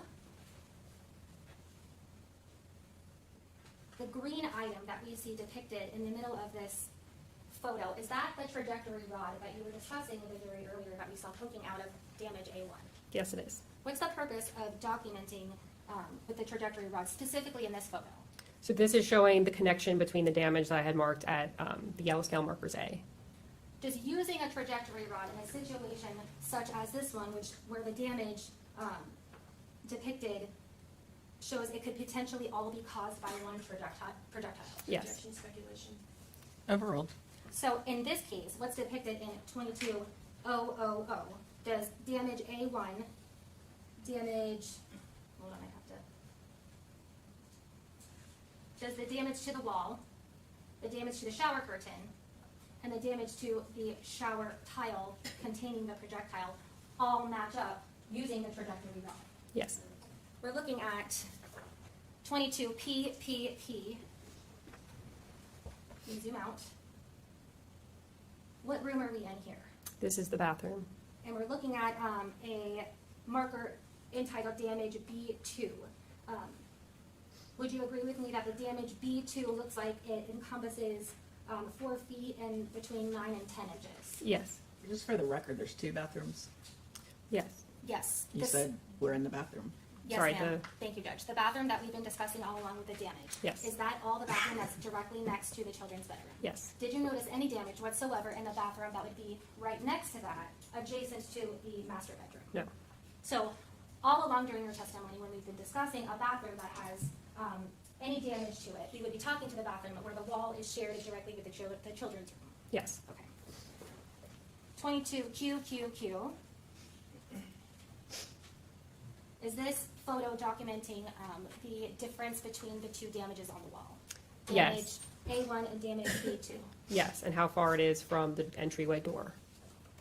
Okay, and so on the right where this 1 starts, is that where the door would be open? Yes. 22 RRR, I'm placing on the Elmo. Take us back. What room are we in again? The children's bedroom. The photo depicted, we see a mattress and bed railings. Are we looking at the top bunk or are we looking at the bottom bunk? The top bunk. The damage that we saw, we see damage A and damage B. Are those the damage markers that we've discussed before seeing on the top bunk? Yes. Now, we see an item that is sticking out of damage A and an item right next to damage B. It's not going through damage B, but it looks like it's coming from behind the wall. Help us understand what those 2 items are. Let's start with the green one that's coming out of damage A. That is the trajectory rod that we were discussing earlier. That green trajectory rod that you said we were discussing earlier, is that the same exact trajectory rod that we saw depicted going through the damage into the children's bathroom, through the shower curtain, and into the tile? Yes, it is. That is the same exact rod we were looking at? Yes. What about, we see it looks like red or pinkish rod that we're looking at here. It's right next to the damage B marker, but it's not coming out of it. Help us understand that. So this one is going into the hole in the wall. That would be damage B1. Where is damage B1 located? On the wall behind that railing. Okay, so We're looking at 22 SSS. Is that the same trajectory, Rob, we're looking at that goes from the children's bedroom into the children's bathroom? Yes. And we see a red substance on the right side as well. It looks like 22 TTT refers back to, is this the children's shower that we were talking about, the green trajectory rod? Yes. And referring back to 22 SSS, that's the same pole depicted in both. Is that your testimony? Yes. 22 U, what are we looking at here? This is a bag, and on top of it is a holster, a box of ammunition, and a magazine. Was that bag located right here when it was photographed? No, it was not. Where was it located before it was photographed? That was in the children's bedroom closet. So it was brought down from the closet so that you could take the contents out and photograph them? Yes. 22 VVV, I placed on the Elmo. Where is this damage located? This damage is where the projectile came from of the B2 in the bathroom that shares the wall with the children's bedroom. We're looking at 22 WWW. What do we see here? This is the bottom of the drawer that we saw earlier with evidence markers 13 and 14. This is once taking the clothing out, evidence marker 18 was placed. What room is evidence marker 18 found in? The master bedroom. So the drawer that we saw before, is this the same drawer? Yes. So help us understand, you didn't see these items before because of why? There was clothing on top of it. Once you removed the clothing, you were able to see these, and that's why you placed this evidence marker there? Yes. Tell us what exactly is depicted in this photo. In this photo, there are loose live rounds at the bottom of this drawer. And again, a live round is what? A round that has not been fired yet by a gun. 22XXX. Is this just a closer up of evidence marker 18, those live rounds that you're discussing? Yes, it is. 22YYY. What are we looking at in 22YYY? That is the head stamp of the live rounds that were in that drawer. It looks, let's see, 22AA. I'm placing on the Elmo. What are we looking at here? This is the Adidas bag that was at evidence marker 17. Remind us, where was this Adidas bag initially located? Initially in the master bedroom closet. After it was taken from the master bedroom closet, where was it placed so that you could photograph it? On the bed in the master bedroom. Now, where are these photographs taking place? These are taken back at the office at the crime scene section. 22BBBB. What are we looking at here? This is that same bag just opened. 22CCCC. I'm placing on the Elmo. What are we looking at here? These are now the contents I took out of the bag. So it looks like, in this photo, in the top middle, it looks like a computer mouse with some wiring, is that correct? Yes. Then we see to the right of that, we see a zippered pouch right here. And next to that, it looks like another sort of pouch. Yes. We see below that, looks like some plastic, or one plastic container of sorts. Is that right? Oh, yes. It's a plastic bag? Yes. What's to the left of the plastic bag? That is a magazine. Magazine. What's to the left of the magazine? Ammunition box. What's to the left of that? Batteries. Now we're going on what would look like the third row. We see a box of metal objects that have a point to it. What are those? Those are also an ammunition box. What's inside of the ammunition box? 5 rounds. To the right of that, we see what looks like a rectangle of something. What are those? 5 rounds as well. To the right of that, we see another rectangle. And for the record, the one to the left that she just described was more, what color would you call that? Silver? Yes. The one to the right, what color would you say those were? More gold. And what are those gold things? Also live rounds. Now, next to those gold live rounds, we see 3 items next to each other. They look similar, but they're different lengths. Tell the jury what they are. They are magazines. Magazines for what? A gun. We look next to that and we see 1, 2, 3, 4, 5, 6, 7 boxes. What are those? Those are ammunition boxes. Later, do you open up those ammunition boxes and photograph the contents inside of those other 7 ammunition boxes? Yes. Below that, it looks like a cell phone, is that correct? Yes. What's to the left of that? It looks like something on its side, I can't tell. I think that is a magazine as well. Okay, and to the left of that, we see 1, 2, 3, 4 items on the bottom of the page. What are those? Casings. Casings. There's 1 silver item above that. What is that? Also a casing. There's 1, what color would you call that? A gold item gold. above that? It looks like actually there's 3 of them. What are those? Also casings. To the left of that, we see an orange item that is like a U in nature that looks like it has 2 little silver keys on it. What is that? A lock of some sort. Above that, what are we looking at right here? I'm not sure what that is. Okay, and to the left of that on the far left bottom corner, it looks like a circle with something coming out of that. What is that? It's used to hold ammunition, live rounds. So let me exit all the way. 22 D. Is this a closer up view of the contents of those boxes we just discussed? Yes, it is. And remind me again, what are those? Live rounds. 22 E. We see that circle item that has something coming out of the top. What are we looking at there? These are the live rounds that came from that circular device. So when you photographed the circular device the first time, we didn't see those silver items up top. Did those come from within that Yes. circular item? Yes, they did. Okay, and Judge, may I have a moment to hand this to my co-counsel to put back in order, please?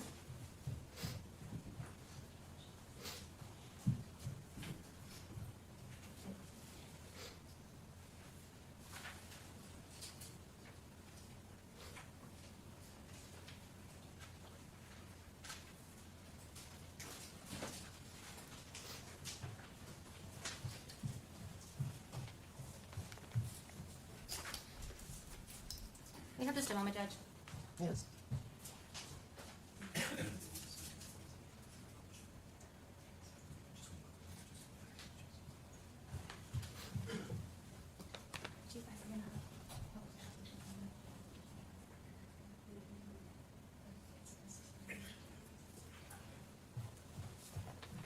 May I retrieve scissors, please? And Judge, what's been entered into evidence as State's Exhibit 9, do I have permission to publish? Yes. And if you want to step down for me?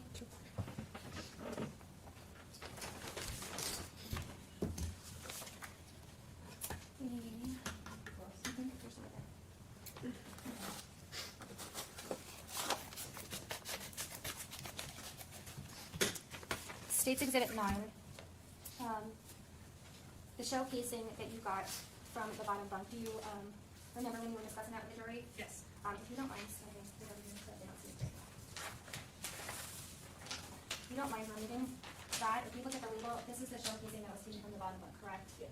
Okay, and we saw a picture of that earlier, correct? Yes. Don't mind removing that shell casing.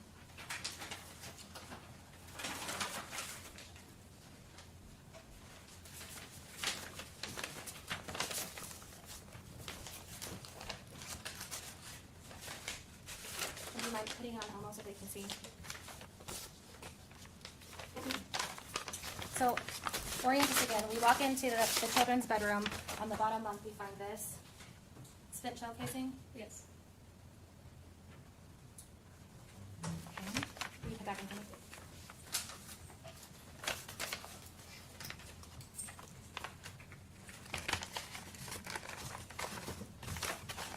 Now, State's Exhibit 10.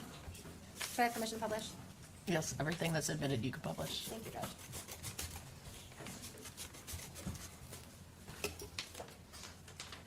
State's Exhibit 10 was found on the top bunk, correct? So if you recall, the photos of the blue blanket, and there were 3 shell casings found on the blue blanket, correct? Yes. And this is one of them.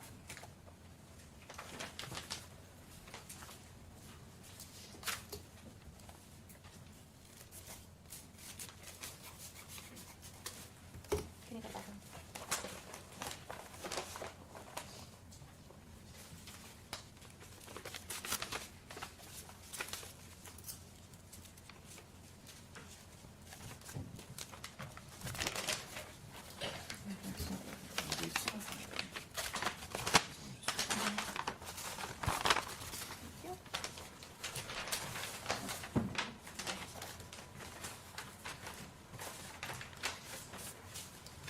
This is 10, sorry.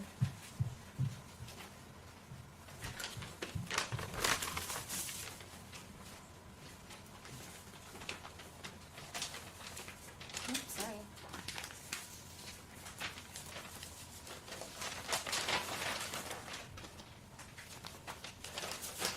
We're looking at State's 11, which was another one found in the top bunk. Yes.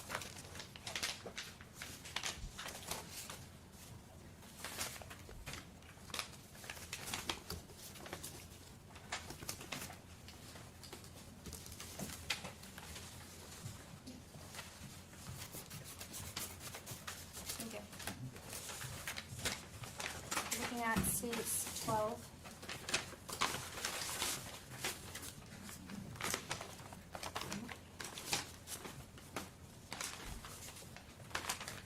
go back, sorry. You can reach into it.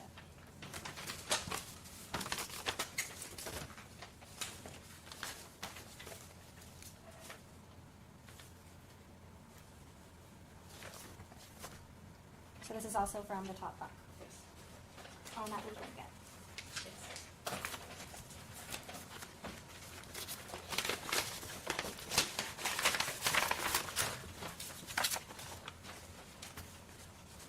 States 13, the last one from the top bunk.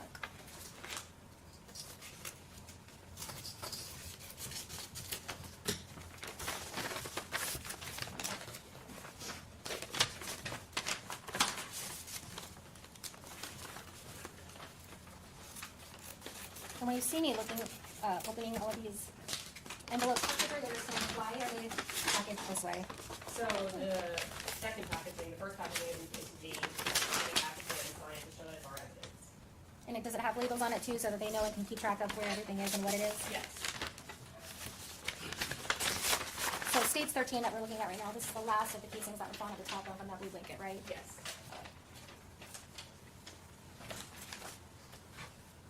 Let me work this one. Now, the next item that we look at, when you were in the master bedroom, we saw pictures of that silver dresser. We saw a wallet next to one of the evidence markers. Yes. Here, you have the on. Can you pull it out? Is this the wallet that you Yes. took into custody? Yes, it is. Can you open it? Oh, sorry. We too zoomed in. Okay. That's seats 15. You put that back in.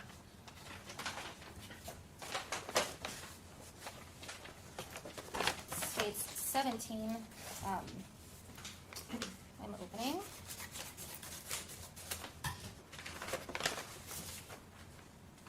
The bathroom that we were discussing that had all of the damage was only in the children's bathroom. The projectile that was located in a shower tile, did you collect and take that into custody? Yes, I did. There's too many envelopes, hold on. Here. Okay.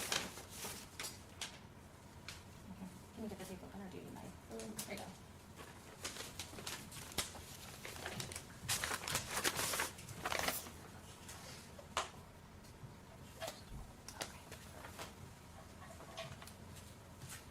Hold on, I'm just gonna zoom in.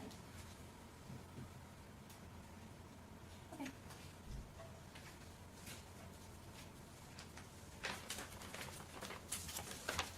States 18. I'm now opening, and orienting you back to the shower with damage, children's shower. There was a point on the wall that we saw photos of where the drywall was removed so that you could collect what was inside. Yes. It was a projectile that you found, correct? Yes. I think that was the photo that we looked at where we could see your hand in the photo. Yes. Can you open what's inside of stage 18 to show the jury what was found inside of that wall?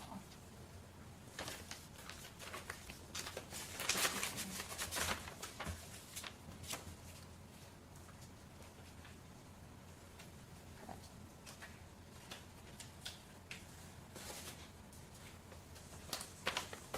States 19. We're looking at, you talked about the bottom bunk bed, or the mattress that you moved to the bottom to collect projectile from the mattress. Was that item seized and collected? Yes.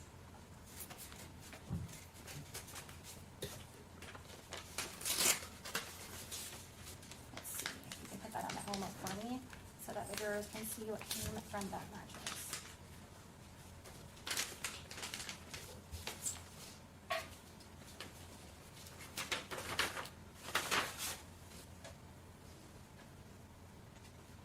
I just zoomed in for the record. I'll take that back. Thank you. The only other thing I want to clarify, the wallet.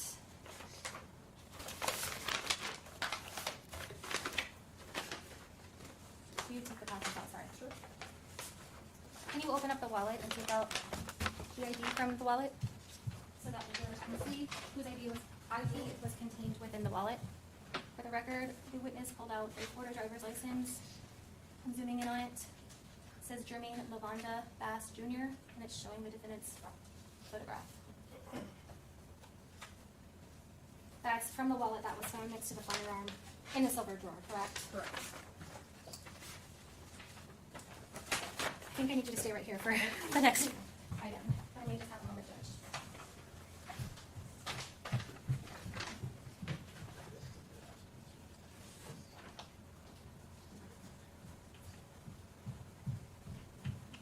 Do we have... Can we approach this briefly, Judge? Sure.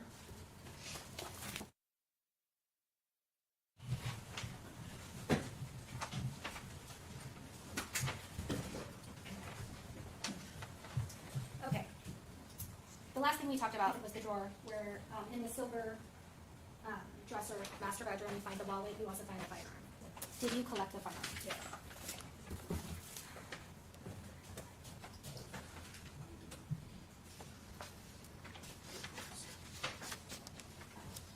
This has been entered into evidence as State Exhibit 16. I have permission to help you open.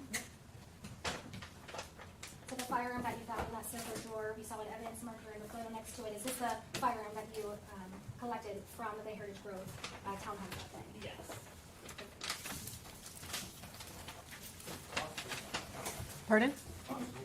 The box is open? Was it made safe already? Yes. All right.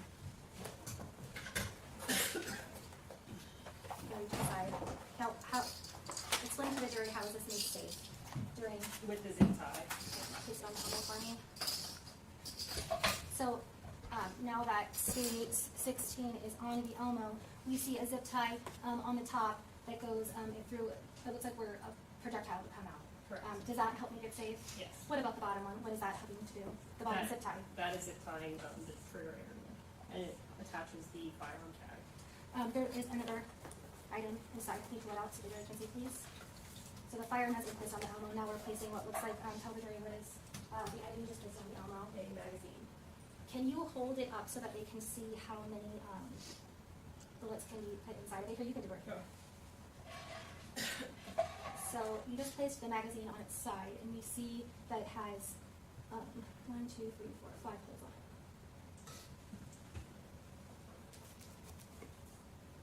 Okay, we can put it back in the box. Thank you.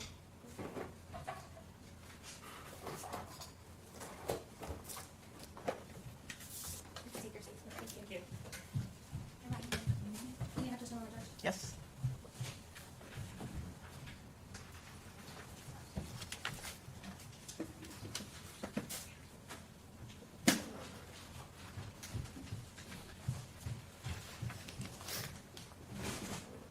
And Judge, if I may just have a minute, I need to pick up one as well for this item. I'm gonna need you to step back. Oh.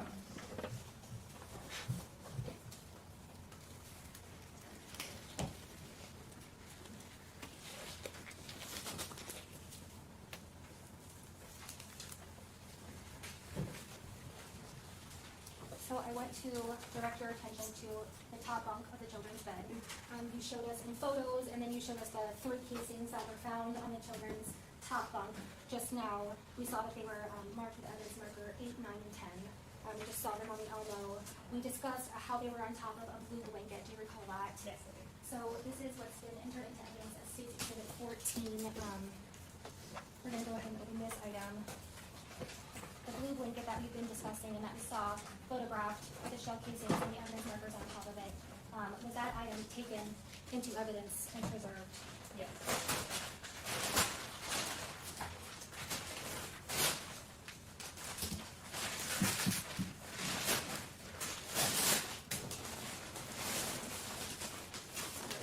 One item in here.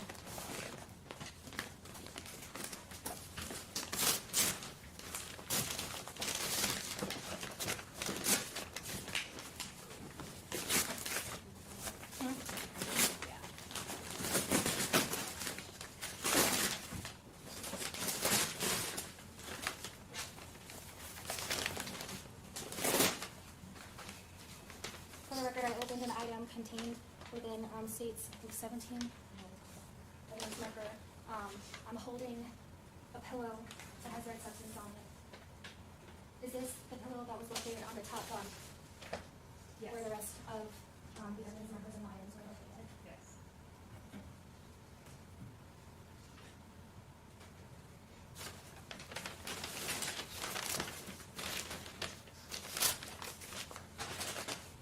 There's another item located within this exhibit. that I'm going to pull out now.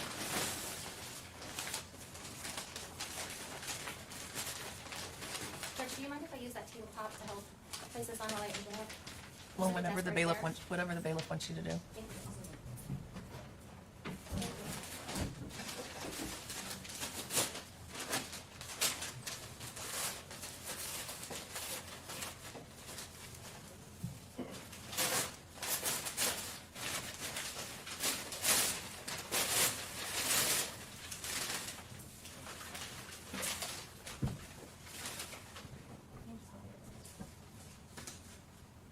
This is the blue blanket, or one of the blankets that were located on the top bunk of the bed, Yes. where those evidence markers and shell casings were located. Yes. Looks like it's a Batman Yes. blanket.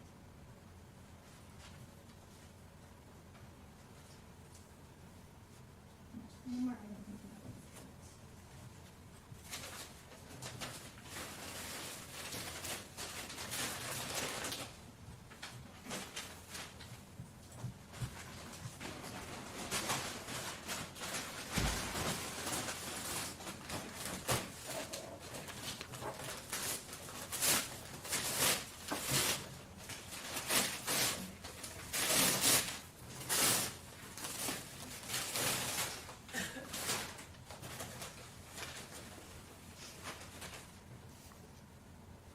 Is this the other blanket that was located on the top bunk where you located the shell casings with those markers that we saw in the photos?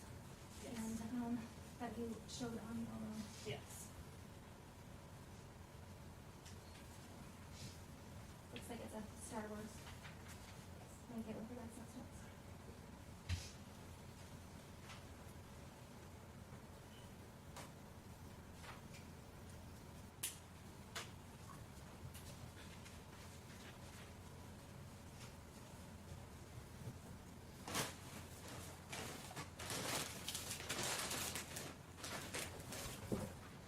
You have just a moment, Judge. Yes.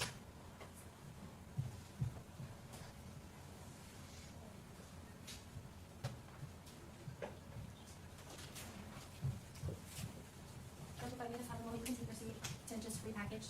Mhm. Thank you.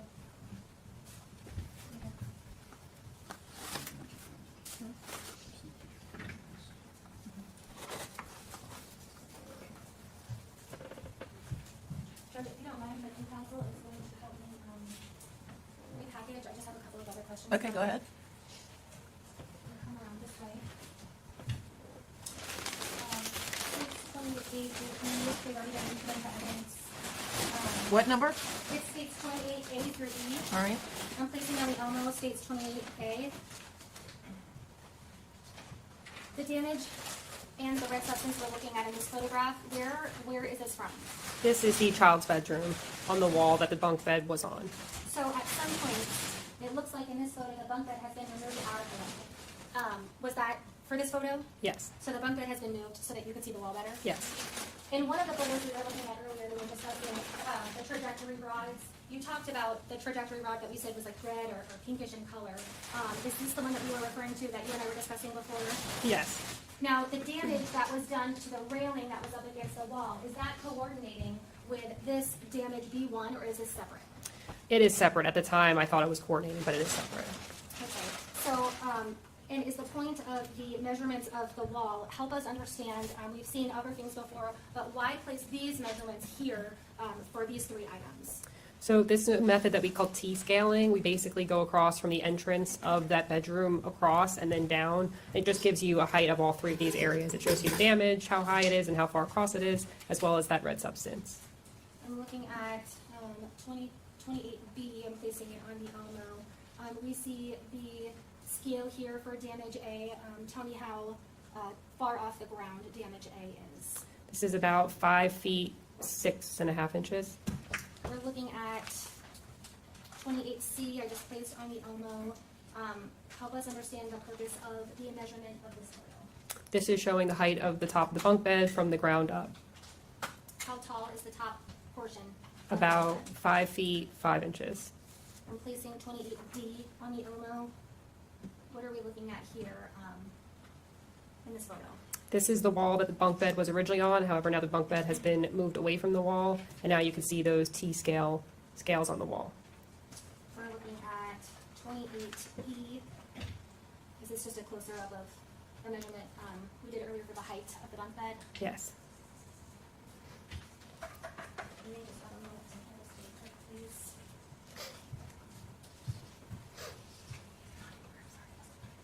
Let's have a moment to convert. Yes. I don't have any questions at this time. Thank you. Thank you. Oh, I need to return scissors. Press.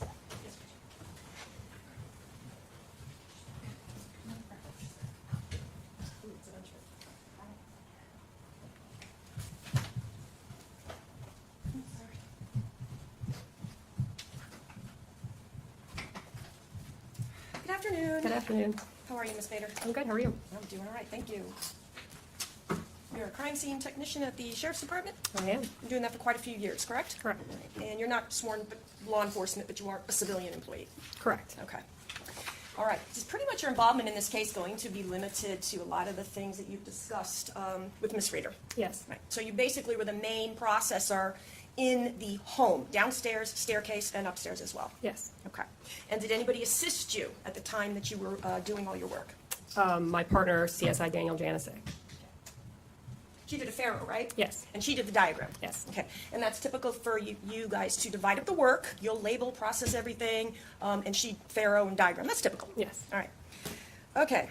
So you've indicated that GSM is a red substance scale marker. Yes. Right.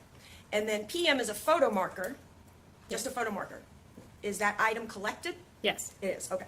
And then YSM is a yellow scale marker. Is that just damage, or is it an item collected as well? Damage. Just damage, okay. All right. First off, let's talk about phones. My understanding that there were 2 phones that you collected in this case, is that correct? There were 3 or 4. Oh, okay.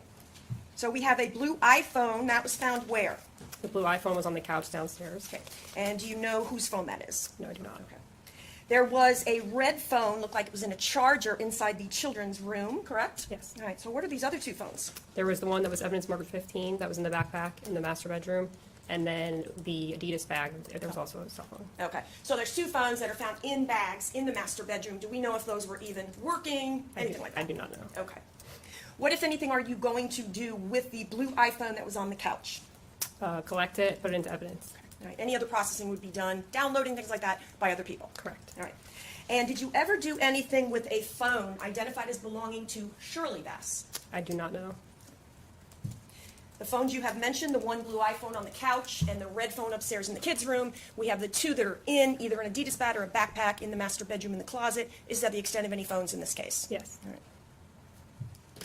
All right, I want to go downstairs real quick. You have a green scale marker, A and B. A was a red substance on the living room floor, correct? Yes. All right. And green scale marker B was on the living room couch. Yes. Okay. And did you know that Mr. Bass was sitting on that couch with his son? No. Okay.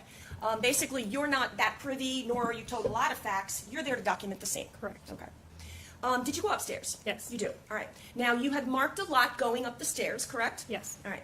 And coming down as well? Yes. You saw anything else? Okay. If you are coming down that staircase, would you go near the area to get on the couch where you found green scale marker A on the floor?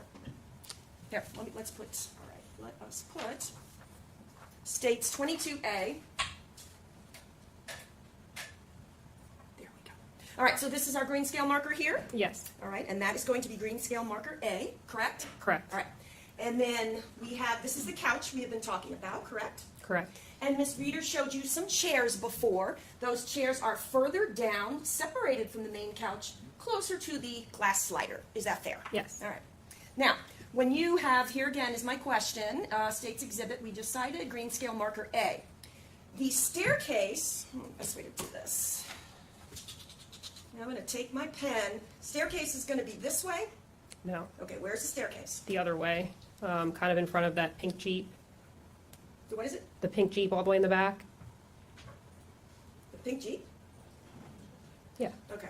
So the staircase is this way? Correct. Gotcha. Okay. So this substance that you saw down here in green scale marker A, it was near this couch that I'm pointing to, which is the large couch with the evidence marker 1 on it? Yes. Okay. And when we say red substance A states 22B, just for the record, that's what we're speaking of, correct? Yes, correct. What, if any processing did you do on red substance A besides take a photograph and measure? I collected a swab from it. Right.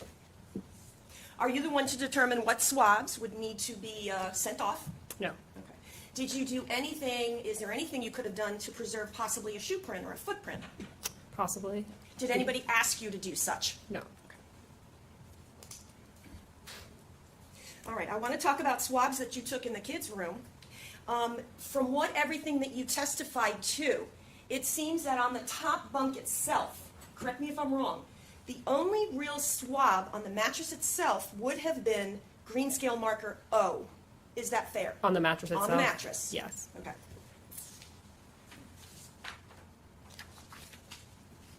I'm going to go ahead and get to that.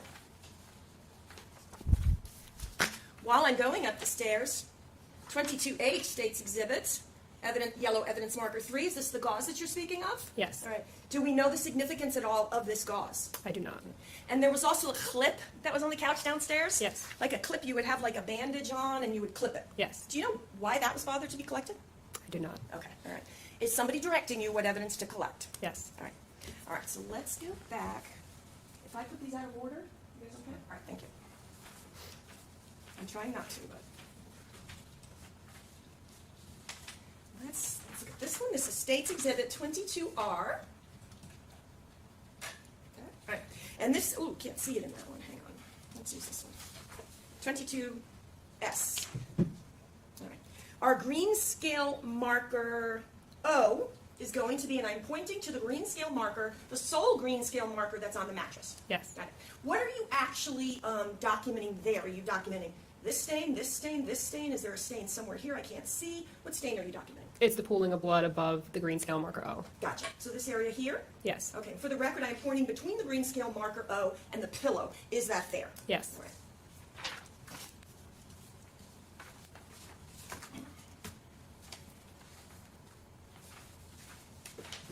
I'm trying to stay in the same topics. All right. States 22Q. There are 3 red substances you're going to mark, and that is going to be L, M, and N. That is going to be on the ledge, and the ladder that is near the more eastern end of the bunk bed, correct? Correct. All right. Now, there were some other blood stains, like, for example, we can see one that is to, let's say, the part that's right above the staircase, if that's fair. We see a little drip there. Granted, there's going to be maybe some other spots, but these are the ones that got marked. Is that fair? Yes. All right. When you got there, Miss Bader, in the same exhibit that's up, this comforter, am I looking here, and I'm pointing to the right item, is this the Mandalorian comforter? Yes. Star Wars? Yes. I wouldn't know that. And then you have like a softer, smaller one, that's going to be Batman. Yes. And for the record, I'm just pointing to the one that's over to the left. Yeah. What processing at all are you going to do of the Batman? The Batman, I just documented any holes that I observed. All right, no holes. There was holes in it, but Do you think it was holes potentially from projectile that you had to be concerned I with? couldn't say that for certain. Okay. And the Mandalorian comforter? Same thing. I documented the holes that I observed, and I took a swab of a red substance. Okay. And we're going to talk. We're going to talk a little bit later because I do understand you do some additional work in this case involving that Mandalorian comforter. Yes. All right. We'll get to that since it's later in time. We'll keep that picture here. All right. And then you marked Q and R, which were the 2 things that were on side of the wall near the bottom bunk. Yes. Okay. Near where we saw the teddy bear. Yes. Okay. So in terms of L, M, and N, and then we have, let me go back for 1 minute. We had on the wall P, and here it is, States Exhibit 22R. I am pointing to P. Is that correct? Yes. All right. So besides L, M, and N on the ladder area and the ledge near the ladder, O, the one area on the mattress that you told us is the area between the green scale marker and the pillow. We have P, which is the wall we just looked at, and Q and R are the ones below. Yes. Is that the extent of the green scale markers you did inside this bedroom? No. Okay. What other ones did you do? There's the one on the floor. There's the 2 in the doorway, and then one on the pillow. Okay. which is the pillow that was on the ground. Of the pillow on the ground, right? I think we looked at that earlier. Yes. The little spot, okay. All right. In terms of anything else on that mattress, more towards the east end, let me see if I can find.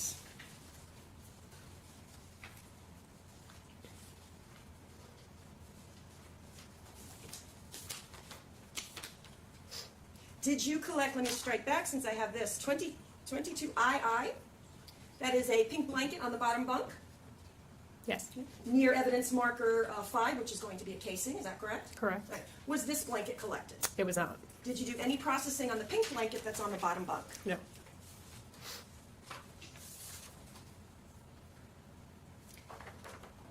(22KK). Is this the Mandalorian comforter that we are looking at in this state's exhibit? Yes. Okay. Now 8, 9, and 10, that's going to be 3 of the casings, correct? Yes, correct. And on top of the bed, we also have 6. So we have 4 casings on top. Yes. Which are going to be 6, 8, 9, and 10. Is that correct? Yes. All right. Then we have the one on the bottom bunk, which is 5. Yes. All right. And what brands were these 5 casings? There was Norma and Hornaday. Norma and Hornaday. Okay, those are 2 different types of manufacturers? Yes. Okay. I'm going to point now the best I can in the same state's exhibit. We have, for example, let's say I am in the northern part of the mattress. I am to the left of the Mandalorian comforter, and I'm pointing to some red spots on the bed. Was this swabbed at all? No. I am pointing over to some what appears to be red substance on the wall, which will be the east wall. Is that correct, Ms. Fader? Yes. And it's also going to be then for the picture to the right of the Mandalorian comforter. Correct. Did you swab that? I did not. I see some blood behind evidence markers 9 and 10 on the wall. Did you swab that blood? I did not. And do you know how this comforter came to be in this position as we see it when you documented it? I do not.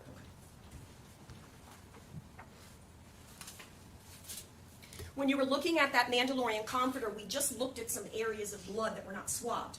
Aren't there a couple of other areas on the mattress of some blood around the comforter, like where it's folded, it'll lay this way and there'll be a little spot, that there was some additional blood? Yes. Okay. And that wasn't swabbed either? No. And for the record, that's all going to be on the east end of the bunk bed, the other side from the pillow? Correct. All right. All right. Let's talk about the items in the children's room.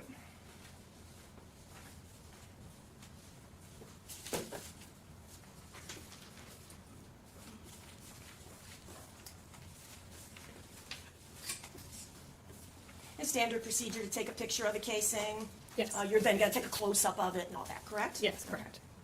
While I'm looking for that, I see another photo I'd like to ask you about, 22NN. We were just talking about some areas that were not swabbed. I see over here as well on the right side of the wall. Was that swabbed? No. And it looks like we can see a little bit clearer what's between 9 and 10 on the back of the wall above 9 and 10. Is that correct? Correct. And the same, that was not swabbed, correct? Correct.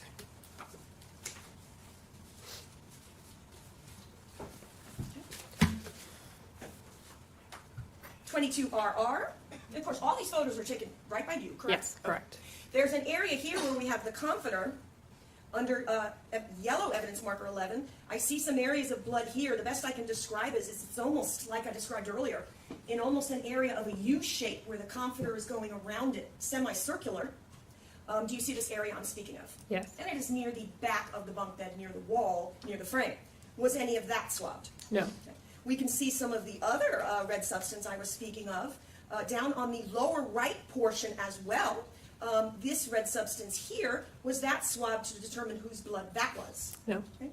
Same photograph over here on the back ledge of the bunk bed, which is gray, up against the wall. We have an area right here. I am circling that. It is on the top ledge, just above, say, the right side of the comforter. Is that fair? Yes. All right. Did you swab that to determine whose blood that was? No. Okay. Over same exhibit, more towards the left of the comforter, or more west, we have an area here. I am circling. Was that swabbed? No. We're on the same exhibit as well. We're getting up more towards the west end, over by where the pillow's going to be, and we have this area here. That's going to be below your damage B and your marker A. Is that correct? Yes. Close, close in that area. all of this blood here, do you know whose blood that is? No. Did you swab that? No. Okay. There's also some other areas that I see. I am pointing to below that amount of substance. Still again to the west and to the left of the Mandalorian comforter, pointing it out for the jury. Was that swabbed? No. Okay.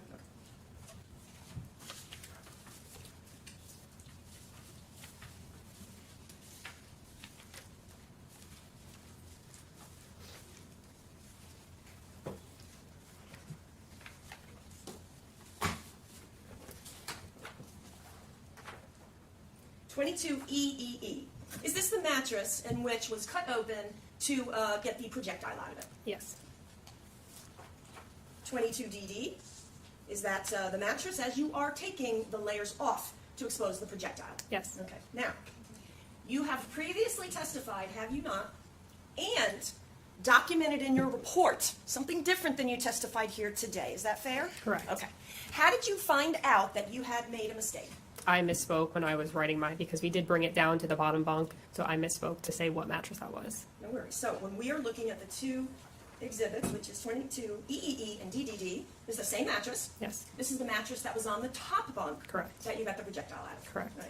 So when you testified under oath in your deposition and you wrote all throughout your report and property sheets that it was the projectile from the bottom bunk mattress, that was an error. Correct. It was a misspokenness. Okay. All right. Well, not just misspoken, it's in your reports too, right? Right, but I'm Right. saying Okay. the mattress that was on the bottom bunk that we brought down to the bottom bunk, but this was originally the top mattress. Okay. And you documented your property receipts the same way, correct? Correct. Projectile from bottom bunk mattress. Correct.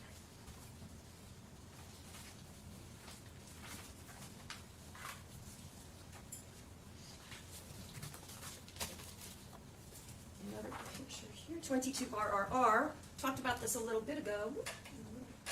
Blurry there. There we go. I am pointing to the area of red substance on the west side of the bunk bed in this photograph that is below yellow marker B. We see the rod. We see yellow marker A and green scale marker P. Is that right? All right. Yes. This large substance here, was any of that tested to determine what child was in that area? No. 22SSS, we talked a little bit about this earlier, but on the eastern side, or to the right of the photograph, this area of red substance, that was swabbed? No. Okay. And no swab is done to determine which child's potential blood that may be, correct? Correct. All right, I found the photos. Okay.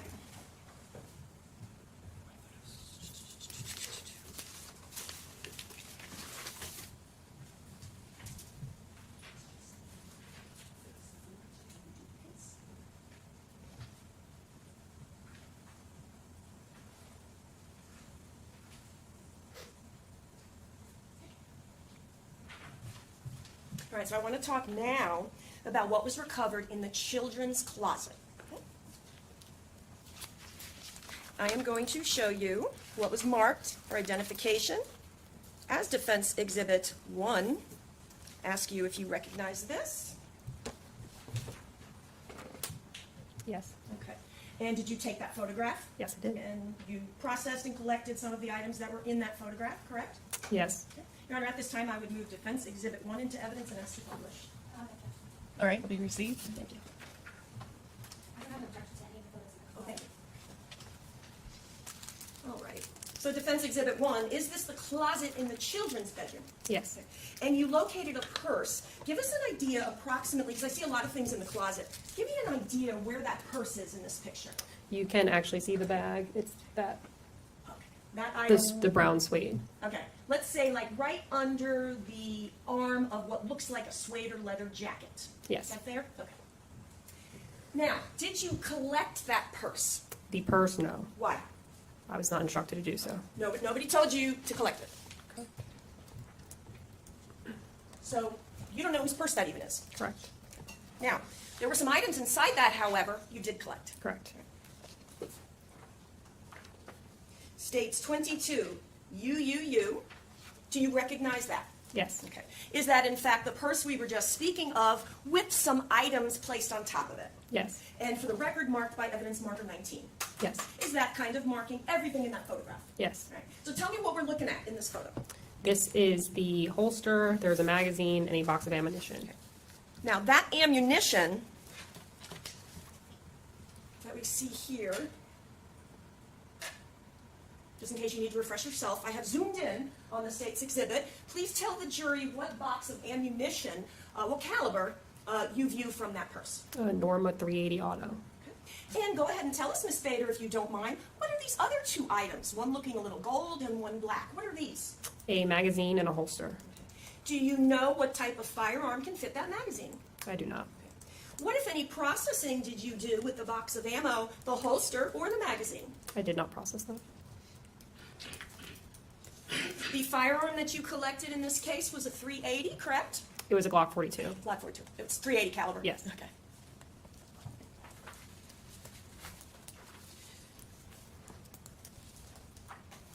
States 22P. This is what we have kind of called the baby's bassinet. This was in the children's room. Yes. Not too far from the bunk bed, correct? Correct. All right. And it is evidence, yellow evidence marker 7. What am I looking at here, Miss Bader? It is a piece of a gun holster clip.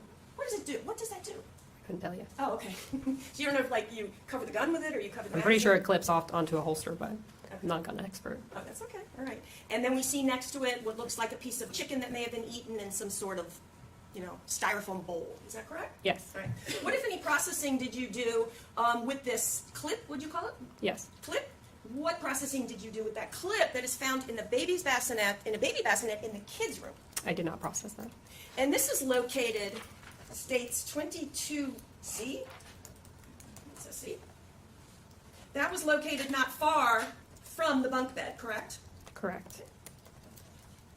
You had mentioned earlier an area of blood on the floor. That's kind of an area in which first responders put Jaylah down. Were you aware of that? I do not know that. All right. And then you had seen a drop or two on a pillow that was on the ground. Correct. Then there was some potentially, like on the door jamb and on the door coming in and out of this bedroom. Yes. All right. Okay. So, do you collect the box of .380 ammo, the magazine, and the holster in evidence marker 19? Yes. Okay, but not the purse. Correct. Okay. Did you look inside the purse, inside the pockets, to determine whose purse it was? That was not my job. Understood.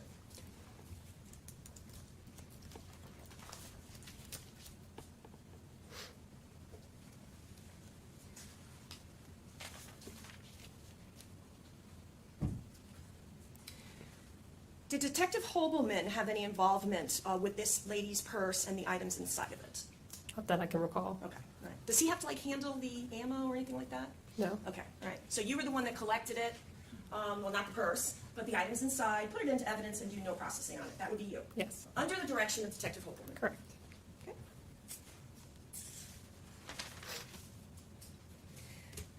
All right, so basically in this case, you had projectile, like a hole in the wall, which you marked as A, correct? Correct. And that's going to be a yellow scale marker? Yes. Okay. So we had yellow scale marker A.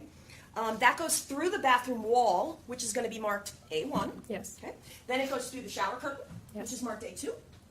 And then A3, it ends up in the shower wall. Yes. Okay. Now that projectile was fairly damaged or squished, as we would describe it. Yes. Okay. Do you know the caliber of that projectile as you sit here today? I do not. Okay. Now, in terms of B, the marking on the bed frame, there was green scale marker B. Yes. Oh, I'm sorry, yellow? Yes. Okay, here, let me put a picture up. 22RRR. And this is a good one because it's got the rod in it. So, damage B, because here's our A we just talked about, and our damage B. When you originally documented and spoke with us, did you believe that damage B went through and through the bunk bed? When I originally documented it, yes.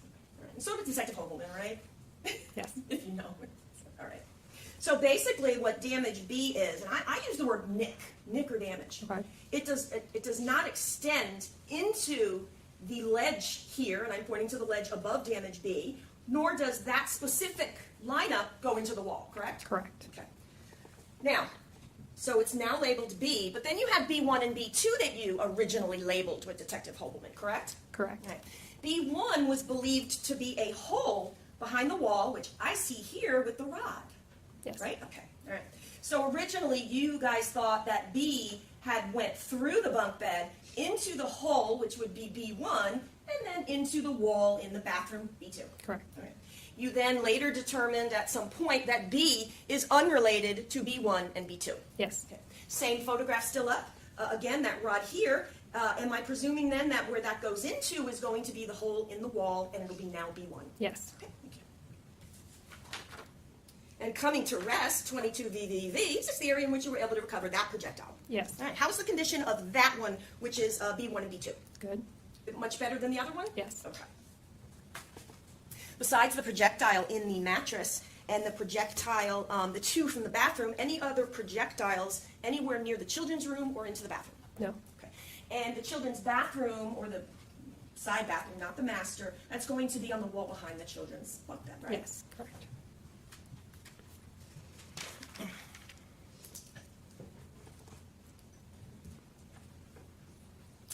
Master bedroom. You were talking a lot about items found in the master bedroom. Let's talk about that. First of all, you did not find any blood or any damage in the master bedroom, correct? Correct.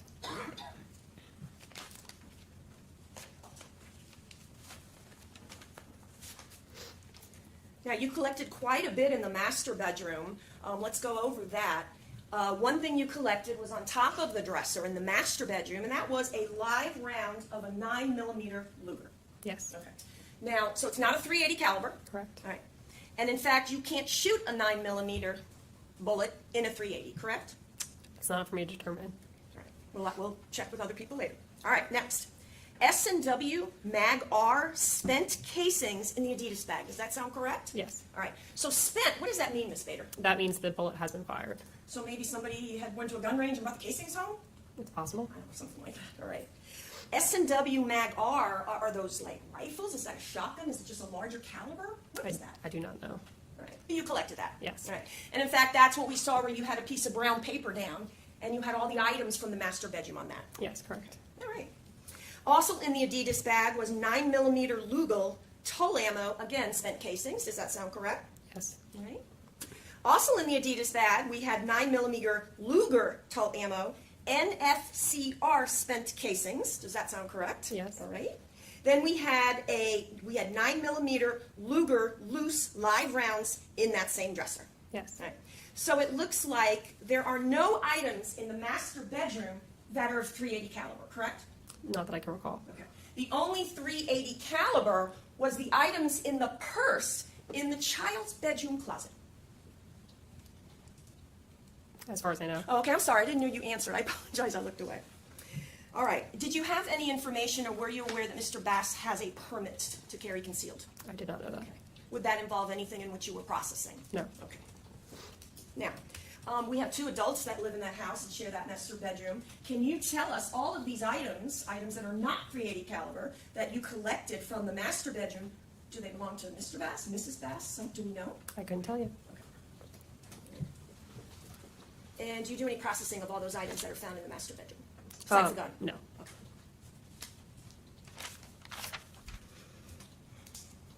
Covering stuff. Let me look at my notes. I don't want to have to repeat things I've already asked you.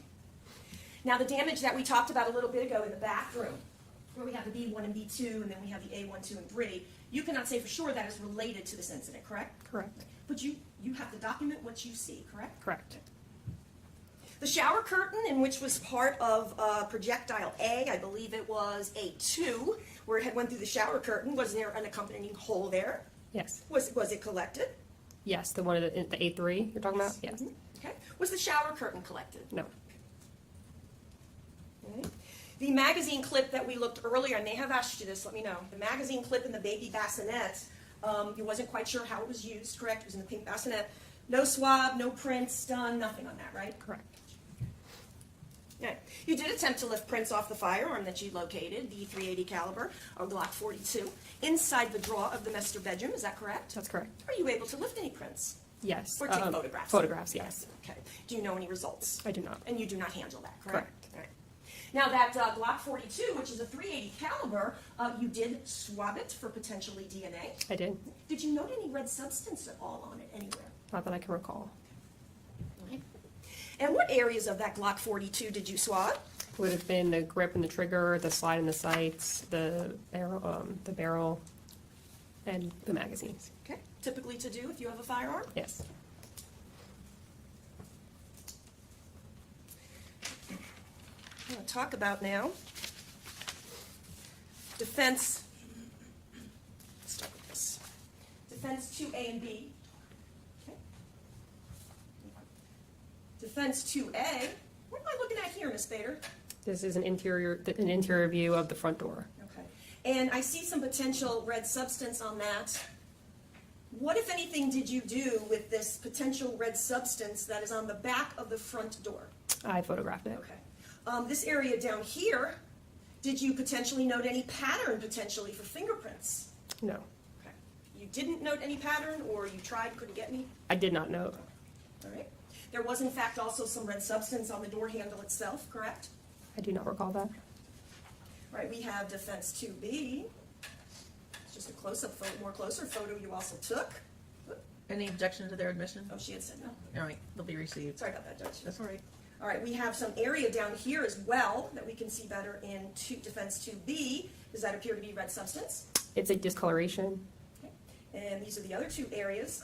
Were you able to, you didn't swab these? No. Okay, why not? To me, it was discoloration on the other side of the door. Okay. Discoloration, but we do not know because you did not take a swab, correct? Correct.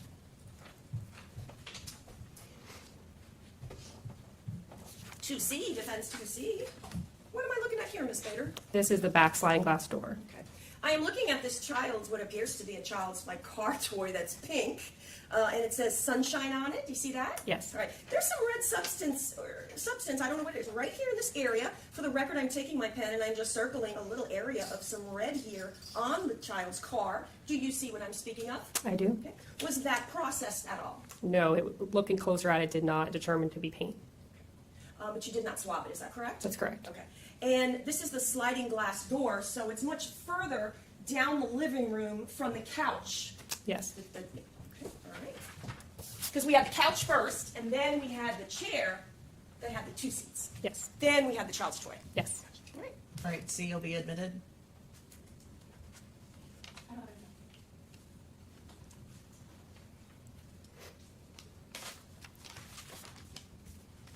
Just checking my notes, Ms. Bader. Bear with me. All right. So let's talk about some work that you did in March of 2024. What were you asked to do in March of 2024? I was asked to examine the Mandalorian blanket as well as the Batman blanket, and I was swabbing a area on the Mandalorian blanket. And why were you swabbing an area? What were you swabbing it for? I was swabbing a red substance that I had done a phenolphthalein test on, which tested positive for the presumption of blood. Well, you did more than that, didn't you? I took photographs. Okay. Didn't you swab or look for possible GSR? I did. Okay. So when you have the Mandalorian comforter, how many areas did you test phenolphthalein for potential blood? In this one, I was requested for the area number 6. Okay, area number 6? Yes. Right. And who was marking those? Were you marking areas at the scene, or is that done later? It's done later. Okay, do you do it back at headquarters? Yes. Okay. All right, so you had a positive on area 6. Yes. Right. Took a swab for DNA. Yes. Took photographs. Yes. Right. Now, in terms of possible GSR, tell us about the camera that you used and the light source to try to bring out the GSR. Sure, so I used 2 cameras. One was called a Fuji IR, which only deals with IR, which is how you're able to see possible gunshot residue. And then we have a Crime Light Auto, which is basically a newer version of technology that is also able to have the IR filter, and you can see it through that as well. Okay. So you took how many swabs? Are you going to take swabs, or are you just going to have these photographs? Just photographs. All right. So do you know the results as to whether there was any GSR on the Mandalorian comforter? I do not. Okay. And Ms. Bader, was it the Mandalorian comforter and the Batman blanket? Just the Mandalorian. Okay. And who had you do all this extra work? That was a request by Detective Clay Holbelman. Hobelman? Okay. And I know it goes without saying, but what is GSR? Gunshot residue. Okay, and that's residue that may be left if a gun is shot or a person's holding a gun or in the area of a gun. Yes, correct. Were you asked to do anything else to test for GSR in this case? No. You don't do anything with Miss Jaylah Bass herself?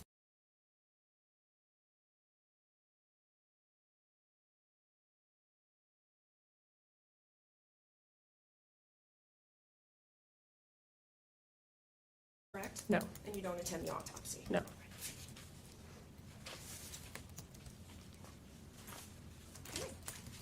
May I have a moment, Judge? Yes.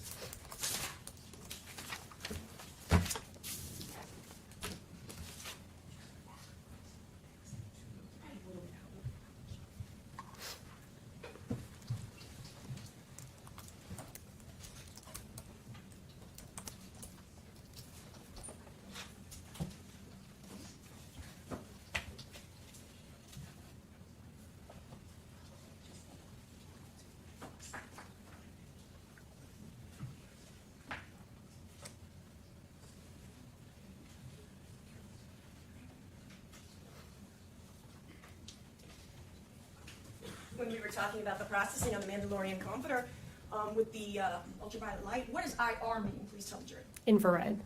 So there was two different things you did to try to see if you could visualize the GSR. Yes, there's two different cameras. And you collected a wallet at the scene? Yes. Okay. And did you collect the items inside the wallet? Yes. Okay. And inside the wallet, I think you saw a driver's license of Mr. Bass, is that correct? Yes, correct. And in that wallet was his carry concealed permit for firearms. Do you remember that? I do not recall. Did you take photographs of everything inside the wallet? Yes. Thank you. Anything else? No, Your Honor. Oh, sorry. All right.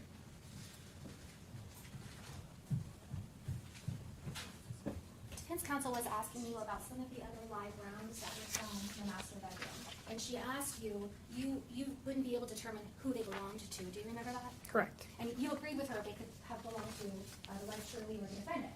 Do you remember that? Yes, correct. Now, along with the opposing counsel kept calling it a women's purse, but the bag that was found in the children's bedroom, do you remember what it looked like? It was leather and it looked like it had two straps on it, like a backpack? Yes. So would you be able to determine who the owner of that backpack was? No. So you have no idea sitting here today or when that backpack was found and you photographed who owned it or who used it often, right? Correct. Would you have been able to determine from where it was found or the photographs that you took who brought that backpack into the kid's bedroom and hid it in that closet? No.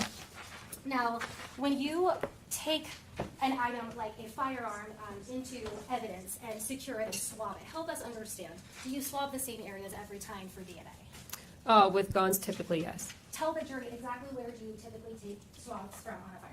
So with the guns, we take separate swabs. We'll do a grip and trigger swab, slide and sights, the magazine, and then the barrel. Now, when you're talking about the slide and sights, I feel like grip is probably self-explanatory, the same with trigger. But when you're talking about slide and sights, help us understand what portion of the firearm are you talking about? So the slide and sights, the slide is the top of the gun that you would pull back, and then the sights are the little dots on top that you use to help line up your shot. So we have the slide, the sights, the trigger, and the handle. Specifically, what portion of the handle are we talking about here? The trigger, the grip, sorry. Of the Repeat that. handle. What part of the handle? Oh, the top part. Okay. Now, you were shown several photos of the top bunk of the children's bedroom, and your attention was directed to several areas of red substance. Help the jury understand, as a crime scene investigator who has done this hundreds of times, how do you decide what area or what substance to swab and what area or what substance does not need to be swabbed? So in certain areas, there can be a lot of blood in scenes. It depends. We have had blood. Me specifically, I've had blood stain training that you are able to. I can't state what a specific blood stain is, but I could kind of tell what it is, and based on that, you determine which areas of substances from each area should be taken, not necessarily each blood swab. When you are being trained on to be a crime scene investigator, it's help us understand. Is it like you can take an infinite amount of swabs per crime scene that you attend? No. Okay, help us understand what are the parameters that you're given when you go to a crime scene and you're being instructed and taught during this blood stain instruction of how to swab and where to swab. So we work with the crime scene detective, and we determine with them what areas of, because they also know more at the time than we do, and we just kind of walk through and determine the areas that are that should be swabbed. Yeah. And then any areas back at crime scene is just kind of like how we process things. Like the gun is typical of taking those areas to swab. At one point, you were shown a picture of a pink and purple blanket that was located on the bottom bunk of the children's bunk bed. Do you recall that photo? Yes. It looks like a little girl's blanket. Yes. Did you notice anything specific on that blanket, like shell casings on top of it or red substance on top of it? Not that I recall. So did you locate anything of evidentiary value on that blanket on the bottom bunk? No. May I have just a moment, Judge? Yes. I don't have any further questions. Judge, can I ask one quick question? Sure. I promise it's only one. Ms. Reeder described the item that you found in the child's bedroom as a backpack.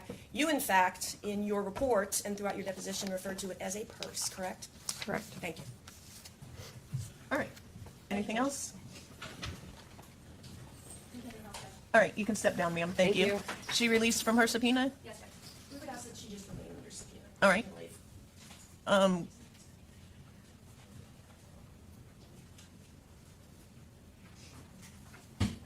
Everybody good?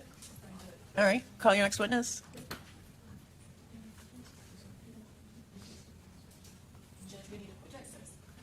Approach the bench for a minute.